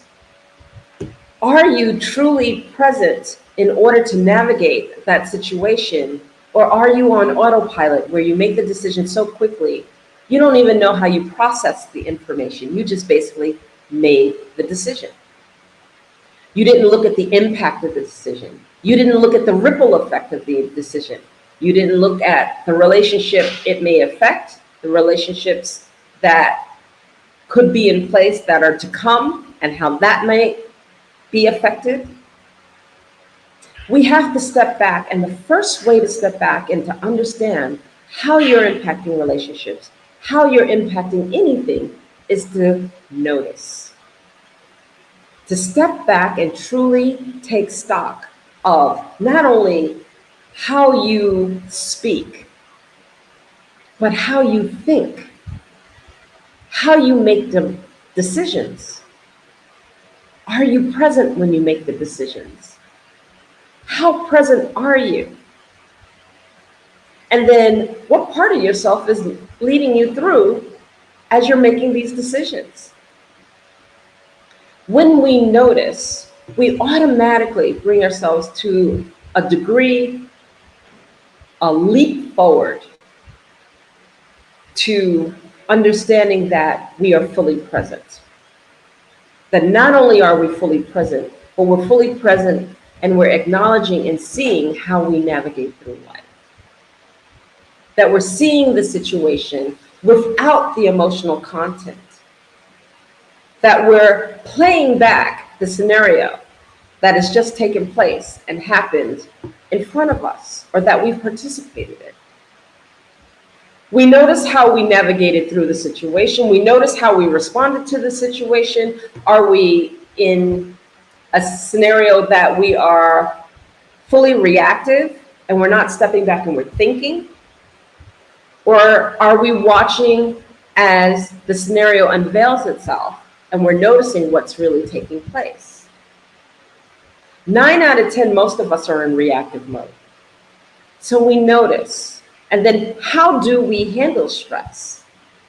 How do we handle situations? Notice. Do you go into anxiety? Do you then create a scenario or a story that may not even exist? But because the situation is already unveiled and it's confrontational and something that you're not comfortable with, you're in autopilot and you're reacting. Again, notice. That is the first and foremost. The second part of this is, what part of you is leading you and navigating you through the situation? And when I say what part of you, I'm really talking about what part of your personality. We all have a wheel of personalities that allow us to navigate through life. Our confident person is going to bring us home, get us to that goal, get us to that vision, and we're going to work no matter what it takes to get there. Then we have, let's say, the part of us that's a little bit insecure, but we don't really like to show anybody that side. But inside, we're thinking, oh my God, am I good enough? Am I strong enough? Do I have what it takes? Do I have the skill set enough? Is the glass full enough in order for me to navigate and get through what it takes to get the job done? Then there are other parts of us who are the exploring side of us, the adventure side of us, the territorial side of us, the drama side of us. Are you introducing drama into the scenario, making it a bigger situation than it really is? Notice. Notice what part of you is leading you through. Is your fearful self leading you through the situation? Or your most confident? So that's another piece of it. The other piece of this is, what stories are you telling yourself? First, a story unveils and a situation unveils, and we need to navigate through the situation. Then what happens is that we respond or we react to the situation. Well, are we adding to the story? Are we basically assuming that because we heard the story, X, Y, and Z is going to unveil, so X, Y, and Z must be what I have to deal with? Well, how do you know that? Are you creating the story? What story are you telling yourself if you're afraid to move through the situation and you have to figure it out? These are all reactionary modes that we put ourselves in to protect ourselves. So when you're looking at this and you have the story, and let's say you have your fearful part of yourself navigating through, how do you figure out that you're going to be successful navigating through the situation? What do you do when you actually determine that I'm afraid? I'm in fear of how this may turn out. And so you're leading yourself and trying to figure out how to get through the situation, and you don't know how to pull on the most courageous part of yourself. Well, through the program that I introduced to you, the first thing that you do is that you tap into your own power. And how do you do that? Well, first of all, you have to see yourself of value. You have to know that you bring value and understand your own worthiness. You have to address, what is it that made me fearful? What is it that the situation triggered and made me fearful? So you go, okay, well, that's all well and good. You know, I don't know if I'm buying this. I don't know if these parts of addressing the situation will really resolve me navigating through. However, I subscribe to you with this. If you know that you're feeling insecure about a situation, what tools are you using to turn that aspect, that part of yourself who is insecure, around, so that the most confident part of yourself can move forward and navigate through that situation? Let's say that you stumble through navigating the situation, and the most fearful part of yourself is tucked away in a little bit so that you can make the speech, get through the meeting, move through the conference. But then when you're home and you're alone and you're away from everybody, you fall apart. So how are you truly rebuilding that foundation that you're supposed to be standing upon? If that foundation is crumbling, not stable, not giving you true stability to stand on it, not helping you navigate the situations, and knowing that your most confident self does not come out unless you force it to be front, center, and present.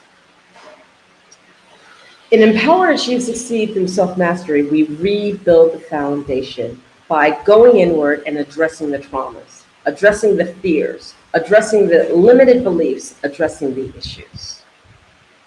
We have to take time to understand that we are creating a story and recognize and notice that we are creating a story. We have to notice that our most courageous self, or the best version of who we need to be to navigate through a situation, isn't front and center, isn't leading us. We have to notice how we think, how we make a decision, how we process decisions. Are we really present when we wake up in the morning? How do we look at life? Because how we look at life is how we see the day, and how we see the day is how we see the relationships and the individuals that we encounter. And how we see the day and the individuals that we encounter truly determines the outcomes of who we are and what we do. There are 7 principles, 7 tips that will lead you through any given situation if you know how to leverage them, if you know how to use them, if you know how to source from them the power that they bring to help you navigate through any situation. But the factor is that you already possess them. They are not outside of yourself. They are within you. But what happens is this thing called life, and we gloss over the fact that we possess these things and that they're meaningful to us. The first being the power of your voice. How are you speaking to yourself? How are you addressing the situation? How are you thinking?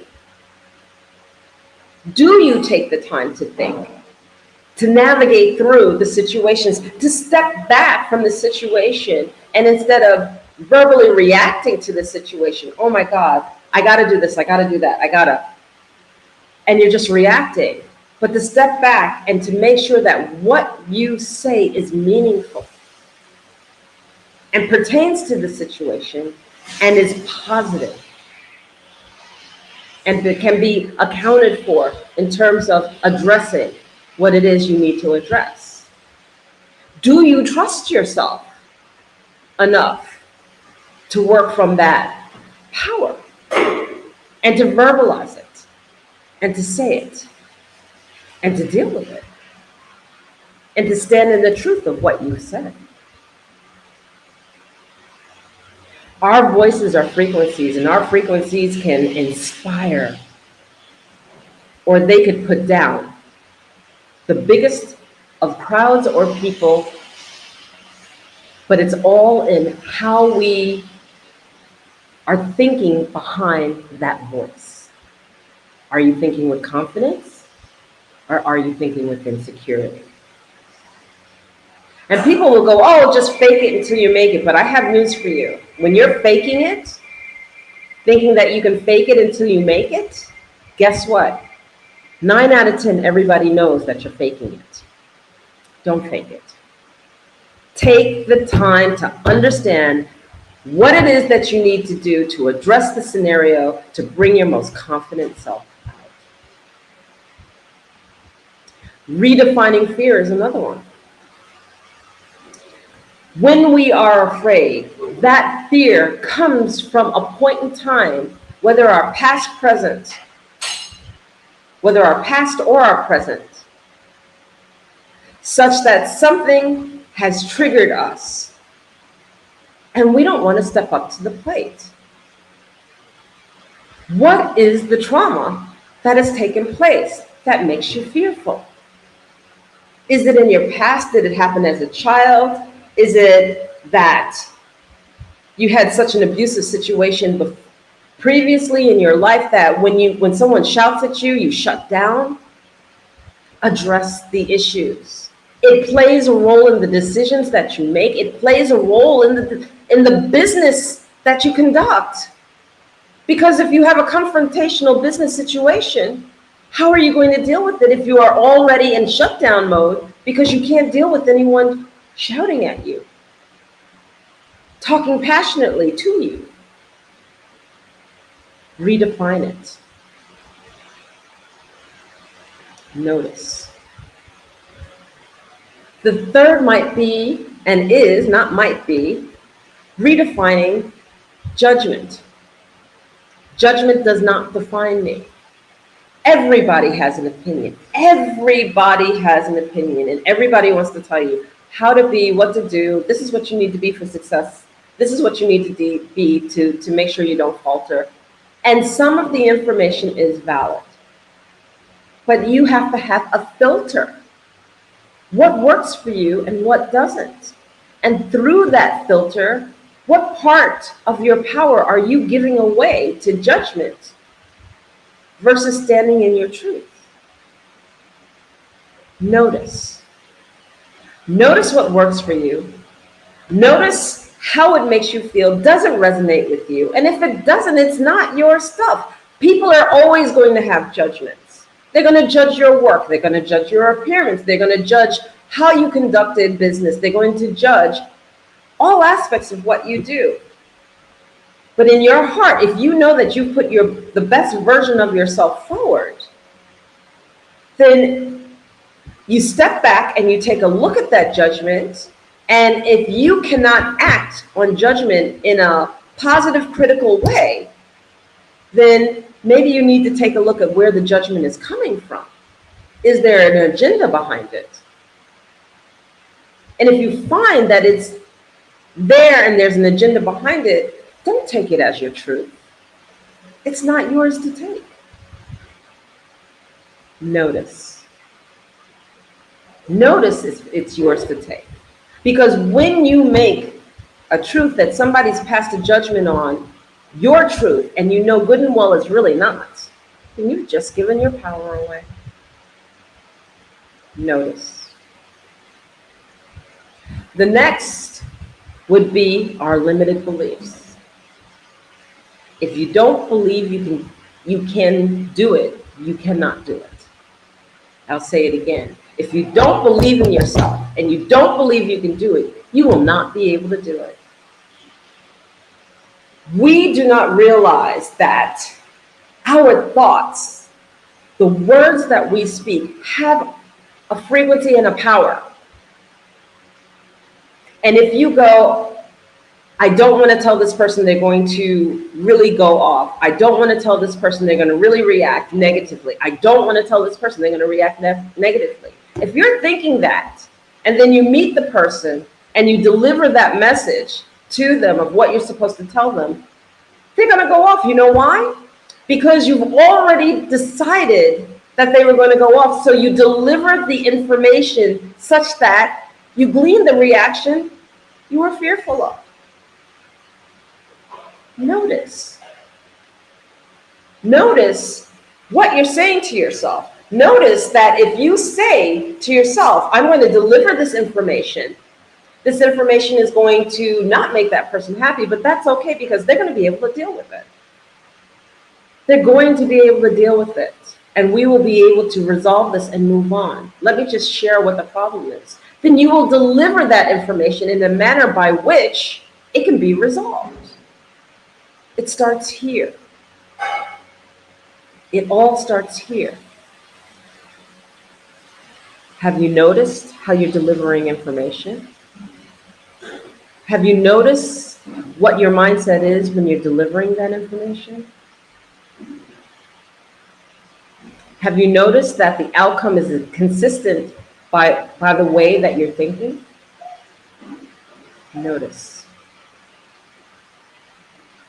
And then there's another piece of this, and that is forgiveness. People go, oh yeah, you know what, I forgive, you know, all the time. And, you know, this situation happened to me, and I was really angry with the person, but I forgave them, so it's all good. All right. But if you can't talk to that person without having an energy behind it that says, they're still making me angry, or, you know, what they did last time is still in the forefront of my mind, so I'm going to deal with this person in that manner. Well, guess what? You haven't forgiven them. And so what did I just describe? I described how I was viewing that person. I was viewing that person in a skewed thought process because I was still in the anger or the pain by which I was looking at them. Notice. Notice how when you don't forgive, that you are looking through the eyes of pain. You are looking through the skewed vision of what you're angry about, what you're upset about, what you have not forgiven. And then, who said that forgiveness happens overnight? It can. It's capable if the person is truly big enough and have done their work. Then by all means, yes. But if the person has not done their work, it takes just as long to forgive. You say that you forgive each and every day until the energy behind it has actually dissipated such that when you encounter that person, there is no reaction. Notice. Notice whether you've truly forgiven in your life or not. Notice if you're looking through the eyes of pain. Notice. And then the next one that we possess already as a tool within ourselves that will help facilitate this solid ground that we're trying to build, this stable ground to stand on, this foundation we're trying to build, is that you have to understand, I am powerful. As an individual, I am powerful. But this isn't about power over someone, controlling someone, manipulating someone, belittling or standing on someone to make yourself look better, belittling or standing on someone or demeaning them so that you can look better. You can be greater by hurting someone else. No. This is about you standing in your truth and saying, okay, everybody says go downhill, and I say the charge is uphill. And I'm going to stand in my truth and say the charge is uphill, even though everybody else is going down. And as they go downhill and they ridicule me or belittle me or demean me or say, you're wrong, you're wrong, you're wrong, that you can stand in your truth. And you might say to me, I don't know what you're talking about. No, that may not make sense, but throughout history,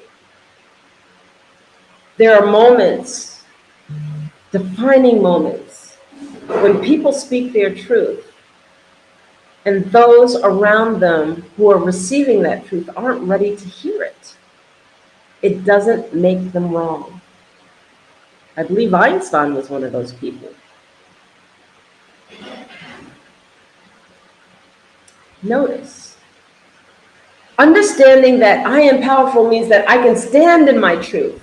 I can state my truth. I can own my truth. And I can say, I made a mistake if my truth wasn't the right truth that needed to take place for the moment. It's okay to make a mistake. But I am powerful means that I can stand by what I say and what I do with integrity, with passion, with heart, in knowing that it is the right thing to do. Notice. And then the seventh principle that I present is to be able to use all of the principles that I just shared with you in your foundation as a way of life, of understanding the power of your voice, of understanding your own limited belief systems, of understanding that there are going to be moments that you're afraid and you have to redefine that fear to pass through that moment. Understanding that we create stories all the time.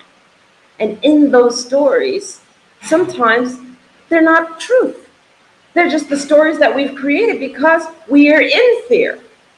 We have a judgment. Notice, if you know yourself so well in every aspect, if you take the time to take inventory, to take stock, to understand how you think, to understand how you move through life, to understand when your fears come up, to understand when your insecurities come up, to understand each and every step of the way, to understand that, I'm not very present when it comes to this. I have to reassert myself and refocus myself so that I am fully present. To understand that I need to take those shoes off and walk barefoot to feel what's under my feet for every step that I take. That is self-mastery. That is where you need to be to navigate through life. To understand, so-and-so just said X to me and that triggers me. And I know it triggers me. And I caught myself because typically I would have gone off. But this time I didn't go off. You know why? Because I noticed. I noticed that they used something that would typically trigger me. I caught that part of myself, that part of my personality that would have just reacted, and it had no power over me. It did not direct the power of my words by saying the wrong thing and reacting. It did not move me into a direction I didn't want to go or a place I didn't want to be. It could not engage me into confrontation because I caught it. I noticed, and my foundation is strong. And I am able to master the part of myself that would have reacted, that would have created drama, that would have created a story and used the power of my words in the wrong direction. Or the limited belief when somebody projected upon me I wasn't good enough. And know that that's their story, that doesn't have anything to do with me. And if I deem it appropriate to take in more knowledge, work harder, then it's of my own accord. And it's because there is a gap in that knowledge, but not because I'm reacting and taking on somebody's judgment as my truth, and thereby giving my power away. Notice. So if this resonates with you, if these situations or anything that I've described, these circumstances, are things that you've encountered in your life, and you want to rebuild that foundation, to make that foundation strong so that you can be the corporate figurehead that you need to be, so that you can be the entrepreneur, so that you can be the small business owner, medium business owner, teacher, so that you can do your work, so that as you draw to share and to teach and to work and develop relationships with other people, that you're coming from your most powerful part of self. And you're coming from a place of experience, having done your work. Then the Empower, Achieve, Succeed Through Self-Mastery Masterclass is for you. And I invite you to check out my website at www.enolia.live and look through the master classes and look through the programs of mentorship, of coaching. Look through the tools that are there, such as meditations, and engage with me. Have a conversation. Dare to be able to look in the mirror and love what you see. And if you don't like what you see, work at it. And know that there are tools that are not outside of yourself. They're not a piece of paper that says, check the box, and this is going to happen. And when I'm feeling like this, go grab my paper or my tool and check. It's not outside of yourself. No. It is inside. It all resides inside. Why? Because you are a powerful person. And everything you need is right here, right inside. All you need to do is that you need to tap into the source, tap into the power, believe in yourself. Notice when you are engaged in just an emotional contact versus an observing contact. Understand when a story is being created, whether you're creating the story yourself or others are creating it to create drama. To stand in your truth and know that you are standing on solid ground. Notice.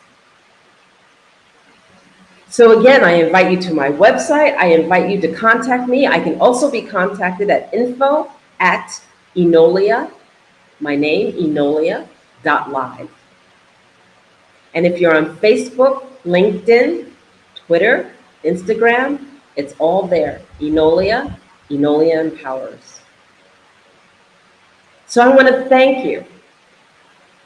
Thank you for being present. Thank you for listening. And thank you for not just listening to me, but for showing up for yourself. For taking the time to listen to a different perspective. And I challenge you with this. If any of this has resonated with you or for you, contact me. Take a look at the information on my website. I would love to have that conversation with you. Thank you.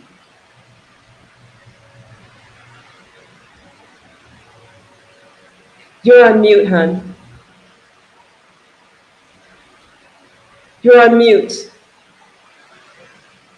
such great information that you shared with our listeners.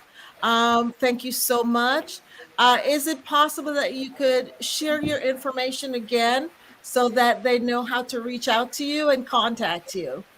Absolutely, absolutely. I have a website, www.enolia.live. On Facebook, it's Enolia Foti or Dr. Enolia Foti. On LinkedIn, Dr. Enolia Foti. On Instagram, Enolia Empowers. Twitter, I'm there. And I really just encourage people, if they want to just reach out to me at info@enolia.live, email-wise, or they can direct message me. I'm available and I will have that conversation with you. So yes, that's how I can be reached, and I welcome and invite any and everyone who wants to connect. Awesome. So thank you so much. Have a great rest of your day. Thank you. The Black Business Expo's mission is to raise funds for high school seniors going to college or K-12 entrepreneurs. This expo is a fundraiser for students. You may go to www.blackbusinessexpousa.com to donate to the scholarship fund, or use the Cash App that's on that we have, the $ BBX USA. Our goal is to give laptops and up to $5,000 to 10 students.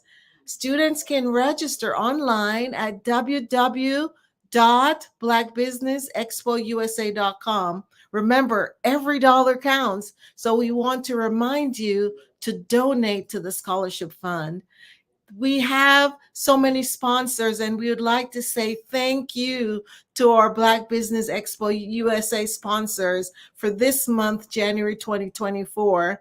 NC 100, Moody Capital Partners, Suede Soul, Lotus Ritchie Coaching and Training, the Hello LLC, Carolina, Virginia Minority Supplier Development Council, Step Management, Barbara H. Smith, LLC, Margie McLean Foundation, Genius is Common, 5-Star BDM Media, Earth Essentials, Mullane Shawnee Global, Executive Women Success Institute, The Quality Coaching Company, Superwoman Business Services, Creative Force Studios, Lee Entertainment, Artistic App Design, Black Business Expo USA. Thank you all for sponsoring the Black Business USA Expo. And always remember that genius is common, and I'll see you on the other side. Bye. Artist to me is a creative expression of something from nothing. You know, it explodes onto the canvas, or it explodes on in my work. One of the things that I try to do more than anything is I try to just give the lines and the movements and emotions and expressions into what I do. Art really means to me a chance to express how I feel deep down inside. Most of my art begins as a thought that I might have, you know, whether it's sports, whether it's history, whether it's a woman or a man. It pretty much starts as an idea of thought before I get into the actual image of what I'm going to draw. I do a lot of historical pieces. I was a history minor in college, and I love to do history pieces.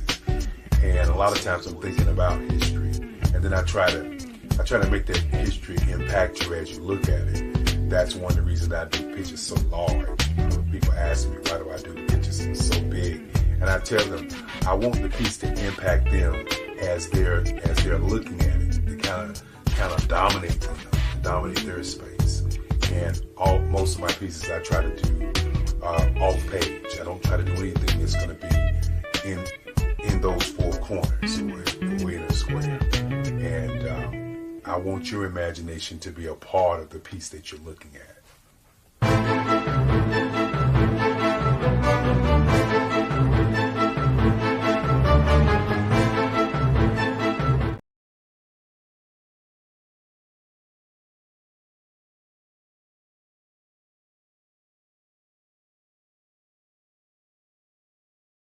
Absolutely. So our coaching program help people that have the lack of time, that lack strategies, and lack the confidence to go after their dream life. So we help them implement tools.